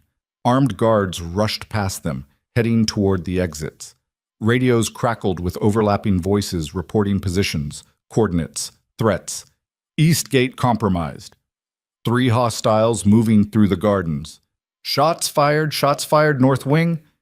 The sound of gunfire erupted somewhere outside. Close, too close. Dante shoved Sophia into a side room, his study, and locked the door behind them. He crossed to the desk, pulled open a drawer, and withdrew a handgun. He checked the magazine, chambered around, then held it out to her. Sophia stared at it. I've never... Safety's here. Point, squeeze, don't pull. If anyone comes through that door who isn't me or Marco, you shoot them. Understand?" Sophia's hands were shaking so badly she could barely grip the weapon. "Dante, I can't." "Yes, you can." He wrapped her fingers around the grip, positioning them correctly. "You're stronger than you think. You survived Travis for months. You can survive this." More gunfire. Closer now. The windows rattled. Dante pulled out a second gun, larger, and moved toward the door. "Stay here. Don't open this for anyone." "Where are you going?" "To end this. You can't just..." "Dante, you don't even know how many of them there are." "I know Travis is with them. That's enough." He was halfway to the door when Sophia grabbed his arm. "Wait." Dante turned. Sophia kissed him, hard and desperate and tasting like fear. When she pulled back, tears were streaming down her face. "Come back to me," she whispered. Dante's mask cracked for just a second, just long enough for her to see the terror underneath. "I will." Then he was gone. Sophia stood alone in the darkened study, gun heavy in her hands, listening to the sounds of battle escalate outside. Footsteps pounding, shouted orders, the sharp crack of gunfire punctuated by screams she tried not to identify. Her phone buzzed. Unknown number. Her finger hovered over the decline button. Then, against every instinct, she answered. "Hello, Sophia." Travis's voice, still distorted but unmistakable. "You bastard," Sophia hissed. "You were supposed to be gone. You promised." "I promised nothing. Dante threatened me, forced me to sign papers, stole my family." Travis's laugh was ugly. "But that's over now. Tonight I take back what's mine." "I was never yours. You were mine first. You and Lila both. And you'll be mine again. After Dante's dead and his empire is ashes, you'll have nowhere else to go. No one else to protect you. Just me." Sophia's grip on the gun tightened. "I'd rather die. That can be arranged too. But Lila, sweet little Lila, she doesn't have to suffer. She can still have a father. Someone who actually cares about her instead of using her as a pawn in his little power games." "You're insane. You beat her. You threw her against a wall." "I was stressed. I made mistakes. But I can change. Just like your precious Dante claims he can change." Except I actually mean it. You're lying. Am I? Or are you just so desperate to believe in fairy tales that you can't see the truth? Dante Bellucci is a killer, Sophia. A monster. And monsters don't get happy endings. The line went dead. Sophia stood trembling in the red-lit darkness, Travis's words circling her brain like vultures. He was wrong. He had to be wrong. Dante wasn't. Dante was trying to... The study door exploded inward. Sophia screamed, raising the gun, finger on the trigger. "Don't shoot!" Marco stumbled through the doorway, blood streaming down his face from a gash above his eyebrow. "It's me!" Sophia lowered the weapon, her heart trying to punch through her ribs. What happened? They breached the main house. At least 8 hostiles inside, maybe more. Marco leaned against the wall, breathing hard. "Where's Dante?" "He went to find Travis." "Alone?" Marco's expression went dark. "That idiot. That absolute..." He grabbed Sophia's arm. "Come on, we need to get you to the safe room with Lila." "I'm not leaving him. You're not helping him by getting killed." Before Sophia could argue, footsteps thundered in the hallway outside. Heavy boots, multiple people. Marco shoved Sophia behind the desk and raised his own weapon. "Stay down!" 3 men burst into the room, armed, masked. They saw Marco and opened fire. The sound was deafening. Marco returned fire, taking cover behind a leather chair that exploded with bullet holes. Sophia pressed herself flat against the floor, hands over her ears, the gun still clutched in her grip. One of the intruders went down, then another. But the third got a shot off that caught Marco in the shoulder. He spun, hit the wall, and crumpled. The remaining gunman turned toward Sophia. Time slowed. Sophia saw him raise his weapon, saw his finger tighten on the trigger, saw the barrel swing toward her face. She didn't think, just raised her own gun and fired. The recoil nearly broke her wrist, the sound shattered her eardrums. But the bullet found its target, the man's chest, and he dropped like a puppet with cut strings. Sophia stared at the body, at the spreading pool of blood, at her own hand, still holding the gun, still shaking. She'd killed someone, actually killed someone. The realization hit like ice water. She opened her mouth to scream, "Sophia!" Marco's voice, weak but urgent. "Help me up." She scrambled over to him. The shoulder wound was bad, blood soaking through his shirt, but he was conscious, functional. "Can you walk?" Sophia asked. "Have to." Marco used her shoulder to lever himself upright, his face gray with pain. "Safe room, now, before more of them." An explosion rocked the house. The floor buckled, ceiling tiles rained down. Sophia and Marco were thrown sideways, slamming into the wall hard enough to knock the air from her lungs. When the ringing in her ears subsided, Sophia heard new sounds. Alarms, sprinklers engaging, the crackle of fire. "They're trying to burn us out," Marco gasped. "We need to move, now."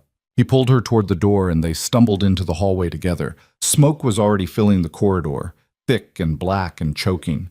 Somewhere in the distance, someone was screaming. They made it halfway to the safe room before more gunmen appeared. This time there was no cover, no protection, just an open hallway and death coming from both directions. Marco pushed Sophia behind him and raised his weapon with his good arm. "Run! I'm not leaving you! Run!" Sophia ran. She heard Marco's gun firing behind her, heard return fire, heard him grunt in pain. But she didn't stop, couldn't stop. She rounded a corner, found the safe room entrance, punched in the access code with trembling fingers. The door opened. Lila was inside, huddled in the corner with Antonio, both of them terrified. When she saw Sophia, she started crying. Sophia threw herself inside and slammed the door shut. The heavy locks engaged automatically, sealing them in. "Where's Mr. Bellucci?" Antonio asked, his voice shaking. "Fighting." "Where's Marco?" The question died in Sophia's throat because she already knew the answer. Marco hadn't followed her, hadn't made it. He'd held them off so she could escape. Sophia pressed her back against the reinforced door, sliding down to the floor, and finally let herself break. Great heaving sobs that shook her entire body. Lila crawled over and wrapped her arms around her mother, both of them clinging to each other while Antonio watched with horror in his eyes. The safe room had monitors showing security footage from around the estate. Sophia forced herself to look at them through her tears. The house was burning, multiple fires spreading through the east wing, bodies on the ground, guards, intruders. Impossible to tell which was which, in the smoke and chaos. Then one screen caught her attention. The main foyer, two men facing each other across the marble floor. Dante and Travis. Sophia's breath caught. Travis looked different, harder. He'd lost weight, gained muscle. His face was scarred, new marks cutting through his features. He held a gun loosely in one hand, pointing it at Dante with casual confidence. Dante was unarmed, blood on his shirt, limping slightly. But his expression was pure murder. The cameras didn't have audio, but Sophia could see them talking, Travis gesturing with the gun, Dante shaking his head, both of them circling each other like wolves. "Mom, what's happening?" Lila's voice was small, terrified. Sophia couldn't answer, could only watch as the confrontation escalated. Travis said something that made Dante lunge forward. Travis fired. Dante twisted, the bullet grazing his side instead of hitting center mass. He didn't stop moving, just crashed into Travis, both of them going down hard. They fought like animals, fists and elbows and knees. Travis still had the gun, but Dante was faster, stronger, more experienced. He got one hand on Travis's wrist, slamming it against the marble floor until the weapon skittered away. But Travis pulled a knife. Sophia screamed even though they couldn't hear her. The blade flashed. Dante jerked back, but not fast enough. The knife opened a line across his chest, blood blooming instantly. Dante stumbled, and Travis pressed his advantage, driving the knife toward Dante's throat. Dante caught his wrist, held it. The two men strained against each other, every muscle trembling with effort. Then Dante twisted. The sound of Travis's wrist breaking wasn't audible over the cameras, but Sophia saw Travis's mouth open in a scream. The knife fell. Dante scooped it up and reversed it in one fluid motion. Travis tried to scramble away. Dante followed. What happened next was brutal, efficient, final. Dante drove the knife into Travis's chest once, twice, 3 times, each strike precise and deliberate. Travis collapsed, blood pooling beneath him, his body twitching and then going still. Dante stood over him, breathing hard, the knife still in his hand. For a moment, he just stared down at the body. Then he dropped the weapon and turned toward the nearest camera, looked directly at it, directly at Sophia. His mouth moved. 3 words, clear enough to read even without sound. "I love you." Then the building shook again. Another explosion, bigger this time. The monitors flickered and went dark. Sophia was on her feet, pounding on the safe room door.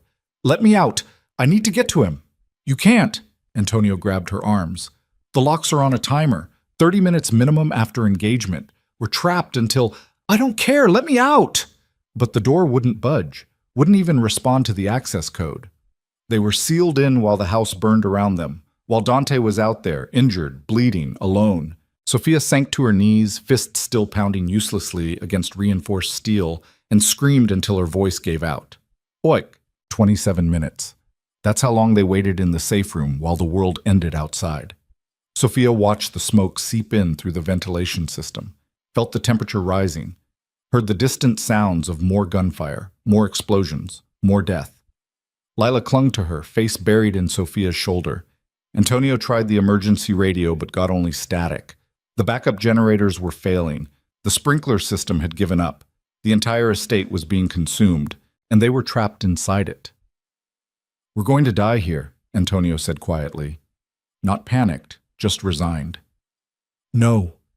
Sophia's voice was hoarse from screaming. "We're not. Dante will find us. He promised." "Sophia, he promised."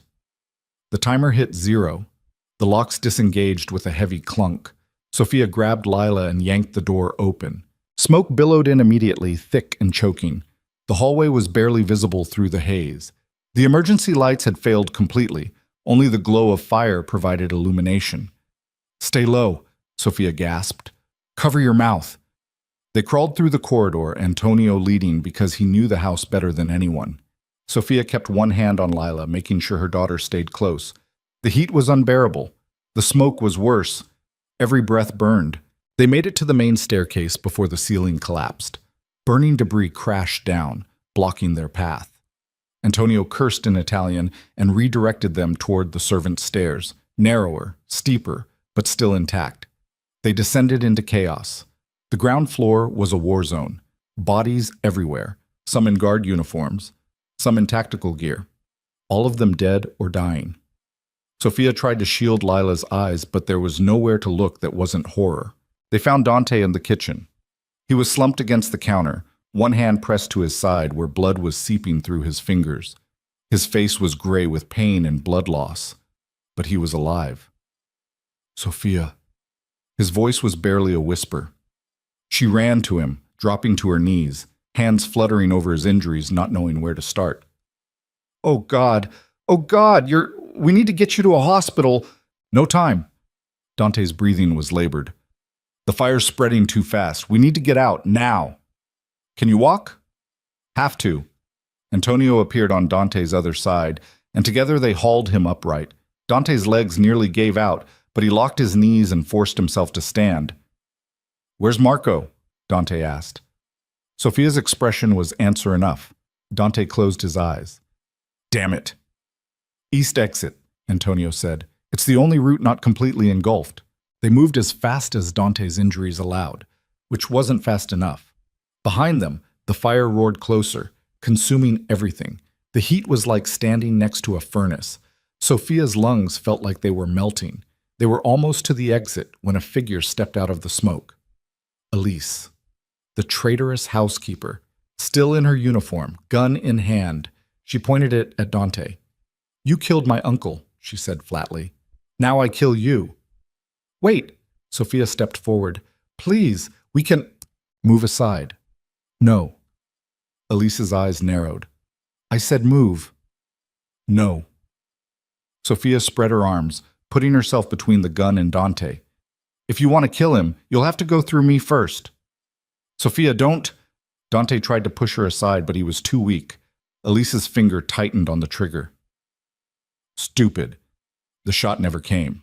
Instead, Elise's eyes went wide. She looked down at her chest where a red stain was spreading. Then she collapsed. Behind her stood one of the guards, young, bleeding from a dozen wounds, but still standing. Go, he rasped. I'll hold the exit. They didn't argue. They burst through the door into cold night air that felt like salvation. The estate grounds were chaos, fire trucks arriving, police cordoning off the area, survivors being triaged by paramedics. Sophia lowered Dante to the grass, her hand shaking. Stay with me. Please stay with me. Not planning on leaving. Dante's smile was weak but real. Too stubborn. Paramedics rushed over with a stretcher. They loaded Dante onto it, started working immediately. Pressure on wounds, oxygen mask, IV line. Ma'am, you need to step back. I'm not leaving him. Ma'am, she stays. Dante's hand found Sophia's, gripping tight. She stays or I don't go. The paramedic looked like he wanted to argue but thought better of it. Fine, but you ride in the ambulance with us. Sophia looked back at Lila. Antonio had her wrapped in his arms, both of them covered in soot and tears, but alive. Go, Antonio said. I've got her. The ambulance ride was a blur. Sirens, flashing lights, paramedics shouting medical jargon. Dante's hand in hers, his grip weakening, his eyes fluttering closed. Don't you dare, Sophia whispered. Don't you dare leave me now, not after everything. Dante's eyes open, found hers. Not leaving, just tired. Then sleep. But you wake up. You hear me? You wake up, and you marry me like you promised. Pushy. Damn right. His smile was the last thing she saw before they rushed him into surgery. Then Sophia was alone in a hospital waiting room, covered in blood and soot and ash, and all she could do was wait. Wait and pray to anything that might be listening. Wait and hope that love was enough. That they'd survived the fire only to build something better from the ashes. The surgery took 6 hours. Sophia sat in the waiting room watching dawn break through industrial windows, turning the sky from black to gray to pale gold. Nurses moved past in quiet efficiency. Doctors were paged over intercoms. Somewhere down the hall, a baby cried. The world kept turning even when yours had stopped. Antonio arrived with Lila around 7 a.m., both of them scrubbed clean but wearing borrowed clothes from the Red Cross. Lila's eyes were swollen from crying. She crawled into Sophia's lap without a word. Too big for it, really, but Sophia held her anyway, rocking slowly while Antonio sat beside them in silence. Any news? He asked finally. Sophia shook her head. They waited. At 8:43 a.m., a surgeon emerged through the double doors, still in scrubs, his surgical mask hanging loose around his neck. He looked tired, but not grim, and that was the first good sign Sophia had seen in 12 hours. Family of Dante Bellucci? Sophia stood so fast Lila nearly tumbled off her lap. Yes, is he... He's stable. The knife wounds were serious, but clean. We repaired the damage to his lungs, stopped the internal bleeding. He lost a lot of blood, but we got him transfused. Barring complications, he should make a full recovery. The relief hit Sophia so hard her knees buckled. Antonio caught her, held her upright while she gasped for air. "Can I see him?" she managed. "He's in recovery, still sedated, but once he's moved to ICU, you can sit with him." The surgeon paused. "Fair warning, he's going to be in a lot of pain when he wakes up. The next 72 hours are critical, but he's strong, stubborn, the nurses tell me. That'll help." Sophia laughed despite herself, the sound half sob. "Yeah, he's stubborn." The surgeon smiled faintly. "I'll have someone come get you when he's settled." He disappeared back through the doors. Sophia sank into the nearest chair and finally let herself believe it. Dante was alive. They'd survived. It was over. They moved Dante to ICU 2 hours later. The room was small, sterile, dominated by machines that beeped and hummed and monitored every function of his body. Dante lay motionless in the bed, his chest rising and falling with mechanical precision courtesy of the oxygen support. Tubes ran everywhere, IV lines, drainage tubes, monitors taped to his skin. He looked fragile in a way Sophia had never seen before. Vulnerable. Human. She pulled a chair close to the bed and took his hand carefully, mindful of the IV line. His skin was cool to the touch. She rubbed her thumb across his knuckles, feeling the familiar calluses, the old scars, and tried not to think about how close she'd come to losing this. Lila stood in the doorway, afraid to come closer. "It's okay," Sophia said gently. "He's just sleeping." "He looks dead." "He's not. Look, see his chest moving? See the monitors? He's breathing. He's fighting." Lila crept closer, her eyes huge. She stared at Dante like she was memorizing him. "Is he going to wake up?" "Yes." "When?" "I don't know, baby. Soon." Lila reached out hesitantly and touched Dante's other hand, just her fingertips against his palm. Then she pulled back quickly, like she'd been burned. "I want him to wake up," she whispered. "So do I." Antonio appeared with coffee and stale hospital sandwiches that tasted like cardboard. Sophia forced herself to eat anyway because she couldn't remember the last time she'd had food. Her body felt hollow, disconnected. The hours crawled past. Nurses came and went, checking vitals, adjusting medications, speaking in low voices that Sophia couldn't quite hear. Police officers arrived asking questions about the attack, the fire, the bodies. Sophia answered mechanically, giving them facts without details, names without context. Yes, they'd been attacked. No, she didn't know why. Yes, her ex-boyfriend had been involved. No, she didn't know who else. The detectives looked skeptical, but didn't push. They'd found enough evidence at the estate to keep them busy for months. Weapons, bodies, financial records that probably implicated half the criminal underworld in New York. "We'll need to speak with Mr. Bellucci when he's recovered," one detective said. "He's wanted for questioning in several ongoing investigations." "He's not going anywhere," Sophia said flatly. "Come back when he can actually talk." They left. The sun set. Night fell. The hospital quieted. And still Dante slept. Sophia dozed in the chair, her head resting on the edge of his bed, hand still holding his. She dreamed of fire and blood, and Travis's face hovering over her. Woke gasping, heart pounding, before remembering where she was. Safe. They were safe. Around 3 a.m., Dante's fingers twitched against hers. Sophia's eyes flew open. "Dante?" His eyelids fluttered. His breathing changed, becoming less mechanical, more natural. The machines beeped faster. A nurse rushed in. "He's waking up. Step back, please." Sophia didn't move. "I'm staying." The nurse looked like she wanted to argue, but didn't. She checked the monitors, adjusted something on the IV, then nodded. "Talk to him. Let him know where he is." Sophia leaned close. "Dante, can you hear me?" You're in the hospital. You're safe. Everything's okay. His eyes opened. For a moment, they were unfocused, confused, darting around the room like he was searching for threats. Then they found Sophia's face and locked on. Recognition. Relief. Love. He tried to speak, but the oxygen mask muffled everything. The nurse removed it carefully. Slowly, Mr. Bellucci. Your throat's going to be sore from the breathing tube. Dante swallowed hard, winced, and tried again. His voice came out as a rasp. Sophia. I'm here. Lila? Safe. She's with Antonio, sleeping in the waiting room. Dante's eyes closed briefly, like a prayer of gratitude. When they opened again, they were sharper, more focused. Travis? Dead. You killed him. Good. No hesitation, no remorse, just cold satisfaction. The estate? Burned.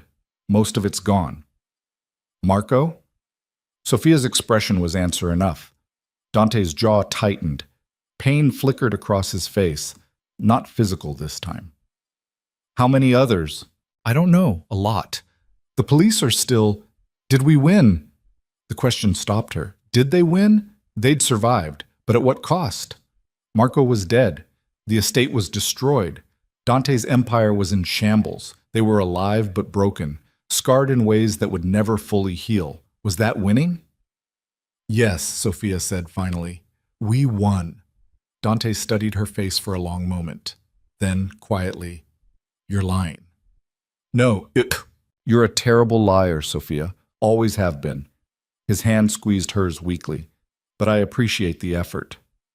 Despite everything, Sophia smiled. You're an idiot for going after Travis alone. Probably. You could have died. But I didn't. You almost did. Almost doesn't count. Dante's thumb moved against her palm. Come here. Sophia leaned down, careful of the tubes and wires, until her face was inches from his. I meant what I said, Dante whispered. Before. About marrying you. Sophia's eyes burned. You just survived major surgery. Maybe we should talk about this when you're not on morphine. I'm serious. So am I. Ask me again when you can stand without falling over. Is that a yes? That's a we'll see. Dante almost smiled. Then his eyes drifted closed again, exhaustion pulling him under. Sophia stayed where she was, forehead resting against his shoulder, listening to him breathe. The machines beeped their steady rhythm. Outside the window, the city began waking up to another day. And for the first time in what felt like years, Sophia let herself believe in tomorrow. What? Dante remained in this hospital for 2 weeks. The first few days were critical, fighting off infection, managing pain, regaining strength. But he was stubborn, just like the surgeon said, and he healed faster than anyone expected. By day 5, he was sitting up and arguing with his doctors about discharge dates. By day 7, he was walking the halls with Sophia's support, gritting his teeth against the pain but refusing to stop. By day 10, the police had interviewed him 3 times, each session ending with more questions than answers. Dante admitted nothing, confirmed nothing, played the victim of a home invasion by unknown assailants. His lawyers, the ones who hadn't abandoned him after the estate fire, backed him up with enough legalese to make the detective's head spin. Without concrete evidence tying Dante directly to criminal activity, the police had nothing to charge him with.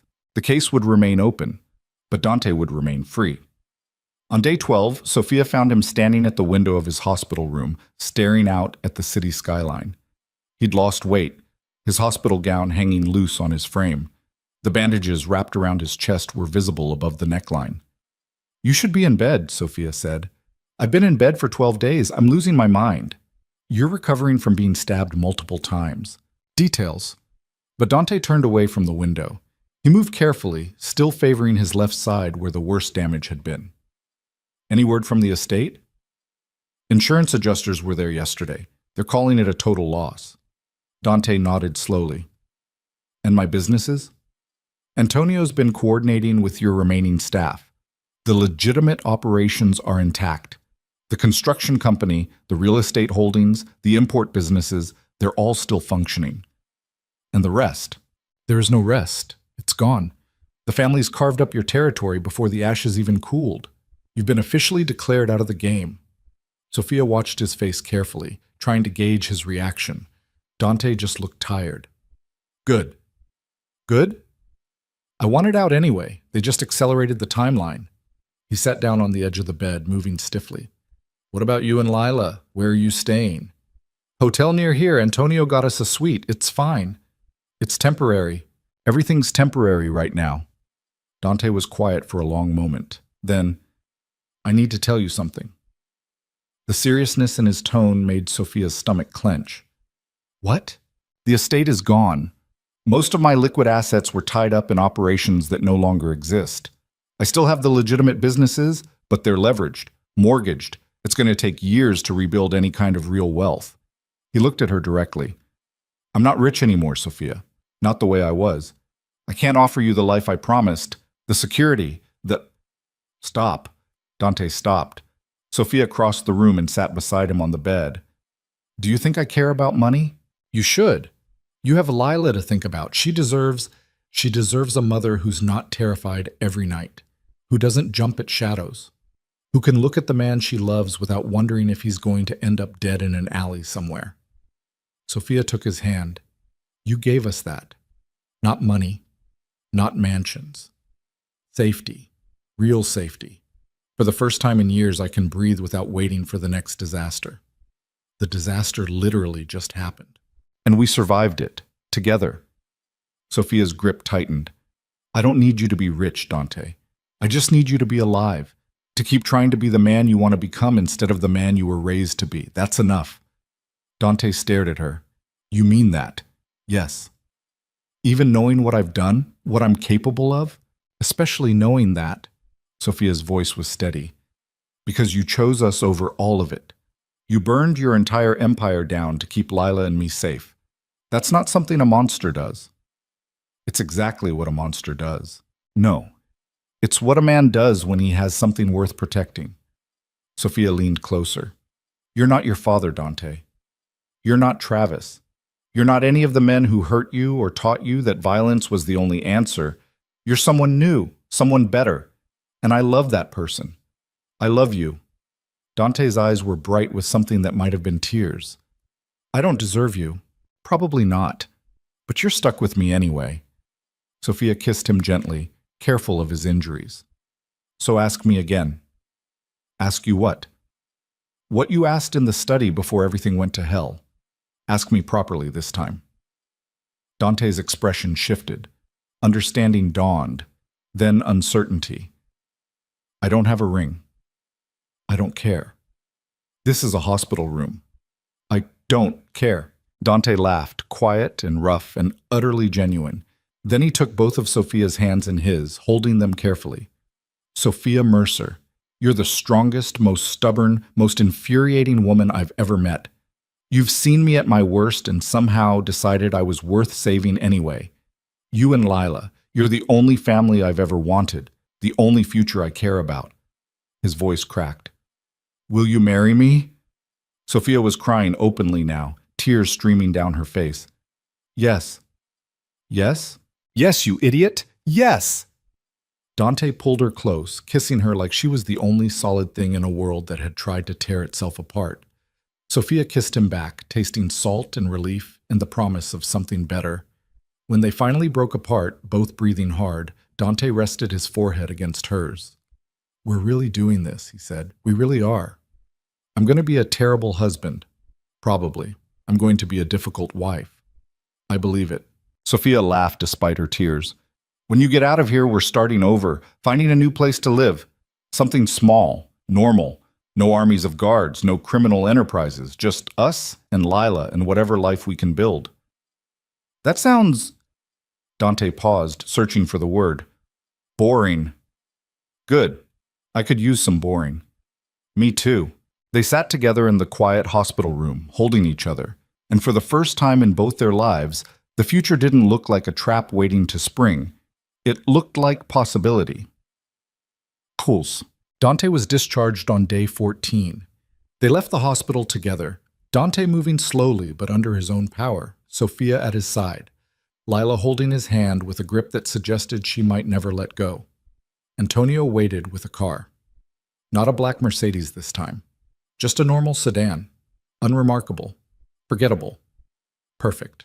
They drove north, away from the city, away from the ashes of the estate, toward a small town in upstate New York where Antonio had found them a house to rent. Nothing fancy. 3 bedrooms, a backyard, neighbors who smiled and waved and didn't ask questions. It was perfect. The first few weeks were an adjustment. Dante struggled with the quiet, with the lack of constant crisis. He'd spent his entire adult life managing chaos, and suddenly there was nothing to manage except healing and figuring out how to live like a normal person. It didn't come naturally. Sophia found him at 2 a.m. more than once, standing at the kitchen window, staring out at nothing, his hand unconsciously resting on the spot where the knife had gone deepest. "Can't sleep?" she'd ask. Old habits. She'd make him tea, chamomile, which he claimed to hate but drank anyway, and they'd sit together at the kitchen table talking about nothing and everything until the sun came up. Slowly, the tension began to ease. Dante started sleeping through the night, started smiling more, started teaching Lila to play chess with actual patience instead of the aggressive intensity he'd shown before. Sophia enrolled in the teaching certification program again, picking up where she'd left off. The coursework was demanding but manageable. She studied in the evenings while Dante helped Lila with her homework. The two of them bent over textbooks at the dining table, arguing good-naturedly about math problems.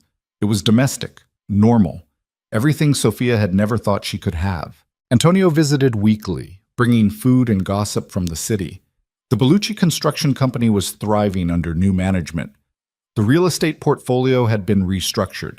Dante's legitimate businesses were growing steadily, providing enough income to be comfortable, if not extravagant.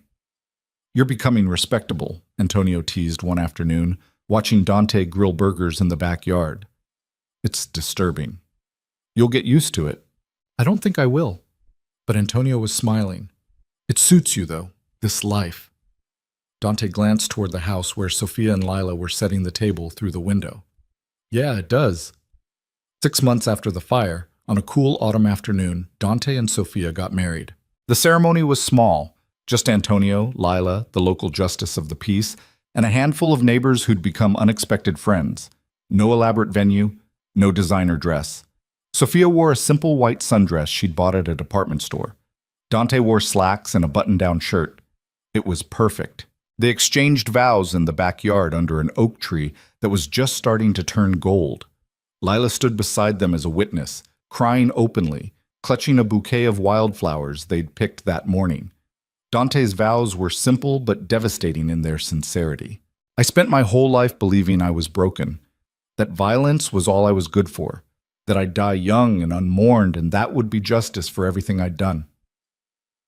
His voice cracked. "You showed me that was wrong. You showed me that people can change, that broken things can be repaired, that love isn't weakness, it's the strongest thing there is." He looked at Lila, then back at Sophia. "You and Lila are my family, my home, the only thing that's ever mattered, and I will spend the rest of my life being worthy of that gift." There wasn't a dry eye in the backyard. Sophia's own vows were shorter, but no less powerful. "I survived a lot of darkness before I found you. I learned to be small, to be invisible, to accept scraps of affection and call it love. You taught me that I deserved more, that strength isn't about endurance, it's about knowing when to fight and when to walk away, when to hold on and when to let go." She took his hands. "I'm holding on to you, to this, to the life we're building, and I'm never letting go." The justice of the peace pronounced them married. Dante kissed her like he was sealing a promise he intended to keep forever, and Lila threw her arms around both of them, laughing and crying at the same time, officially becoming Lila Bellucci in every way that mattered. That night, after the small celebration ended and Lila had gone to bed, Dante and Sophia sat on the porch watching fireflies dance across the darkened yard. "Do you regret it?" Sophia asked quietly. "Giving up everything you had?" Dante didn't hesitate. "No, not even a little? I gave up power, money, fear. I didn't give up anything that mattered." He pulled her closer. "This, You, Lila, this life, this is everything. Sophia rested her head on his shoulder. It's not going to be easy. Building something from nothing, staying clean, being normal. I know. There are going to be days when you miss it, when you want the power back. Probably. What are you going to do when those days come? Dante was quiet for a moment, then, remember what I almost lost. Remember standing in that burning mansion thinking I'd never see you again. Remember watching Travis die and realizing that if I'd lost you, I'd have become something worse than him, something irredeemable.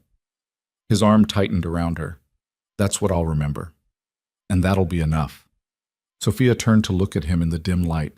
You really believe that? I have to, because the alternative is going back to who I was. And that man doesn't get to have you, doesn't deserve you. Dante kissed the top of her head. So yeah, I believe it. They sat in comfortable silence, the night settling around them, and Sophia realized something profound. She wasn't afraid anymore. Not of the past, not of Travis's ghost, not of the violence that had shaped so much of her life.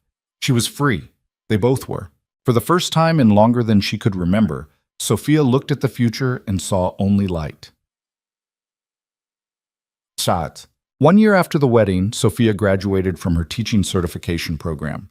She took a position at the local elementary school teaching 4th grade. The pay was modest, but the work was fulfilling in ways she'd never experienced before.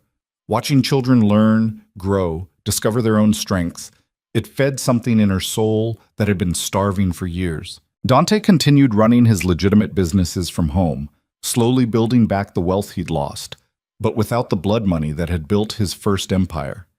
It was harder, slower, but cleaner, honest. Lila thrived. She made friends at school, joined the soccer team, started talking about college in that distant, dreamy way 13-year-olds did. The nightmares about Travis faded. The bruises on her wrists became old scars. She smiled more, laughed more, became the child she was always supposed to be. On a warm spring evening 2 years after the fire, the three of them sat together in the backyard for dinner. Nothing fancy, just grilled chicken, salad, bread Antonio had taught them to make. Lila was telling a story about something funny that happened at school, animated, dramatic, making them both laugh. Dante listened with complete attention, his expression soft in a way that used to be impossible. Sophia watched them and felt her chest swell with something too big to name. This was what she'd fought for. This was what they'd survived for. Not wealth, not power, not safety from external threats. Just this. A family sitting together in fading sunlight, sharing a meal, connected by something stronger than blood or obligation, connected by choice, by love, by the simple, profound decision to keep trying, keep fighting, keep building something better from the wreckage of what came before. Later that night, after Lila had gone to bed, Sophia found Dante in his office reviewing construction contracts. She leaned against the doorframe, watching him work. "You look tired," she said. "Long day." But he smiled. "Good day, though." "Yeah?" "The new development downtown got approved. We break ground next month. It's going to create about 200 jobs." "That's amazing." "It is." Dante set down his pen and looked at her, really looked at her. "You know what the best part is?" "What?" "I didn't have to threaten anyone. Didn't have to bribe anyone. Didn't have to hurt anyone. I just did the work, followed the rules, and it worked." He laughed quietly. "Who knew?" Sophia crossed the room and sat on the edge of his desk. "I'm proud of you." "For what?" "Being a functional adult? That's a pretty low bar." "For choosing to be one. That's harder than you think." Dante stood and pulled her close, careful and gentle in the way he'd learned to be. "I had good motivation." "Oh?" "Yeah." He kissed her softly. "You, Lila, this life. Turns out I'll do just about anything to keep it. Even fill out permit applications?" "Even that." Sophia laughed against his mouth. "You really have changed." "We both have." And it was true. Sophia barely recognized the woman she'd been 2 years ago, the one who'd stumbled bleeding into a hospital, terrified and alone, convinced she'd never escape the cycle of violence that had consumed her life. That woman was gone. In her place was someone stronger, someone who'd stared down death and chosen to live anyway. Someone who'd learned that survival wasn't about enduring, it was about fighting for something worth keeping. Someone who'd learned that love wasn't supposed to hurt. That night, lying in bed beside Dante, listening to him breathe in the darkness, Sophia thought about everything they'd lost and everything they'd gained. Marco's sacrifice, the estate reduced to ash, the empire dismantled, the blood spilled, and on the other side of all that destruction, this, a small house in a quiet town, a job she loved, a daughter who was healing, a husband who woke up every day choosing to be better than he was raised to be. It wasn't the fairy tale Sophia had dreamed about as a girl. It was better, because it was real, earned, built from the rubble of two broken people who'd somehow found each other in the wreckage and decided to build something whole. Dante's arm tightened around her in his sleep, pulling her closer. Sophia closed her eyes and let herself sink into the warmth of him, into the safety of this moment, into the future stretching out before them like an unwritten story waiting to be told. And for the first time in her entire life, Sophia Bellucci wasn't afraid of what came next, because whatever it was, they'd face it together.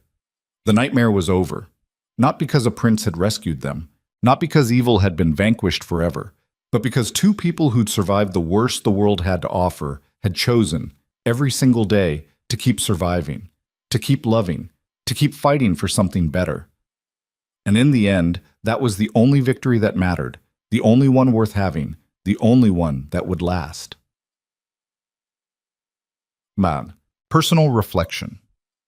Violence doesn't solve everything, but sometimes, when you're backed into a corner by people who only understand power, you have to speak their language to survive. Dante and Sophia's story isn't about glorifying that violence.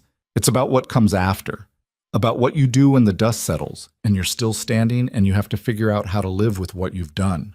The truth is, people don't change easily. Patterns carved by trauma run deep, but they can change if they have a reason to, if they have someone worth changing for. Not to save them, nobody can save you but yourself, but to witness the work, to see you trying and decide you're worth the effort anyway. That's what Sophia and Dante gave each other. Not rescue, not salvation, just recognition. The kind that says, I see who you are, all of it, the beautiful and the broken, and I'm choosing you anyway. That's harder than fighting, harder than surviving. It's the work of building a life instead of just enduring one. And maybe that's the real story here. Not the violence or the danger or the dramatic confrontations, but the quiet courage it takes to wake up every morning and choose love over fear. Choose building over destroying. Choose to be better than what the world made you. That's the victory Dante and Sophia won. And that's the one worth telling.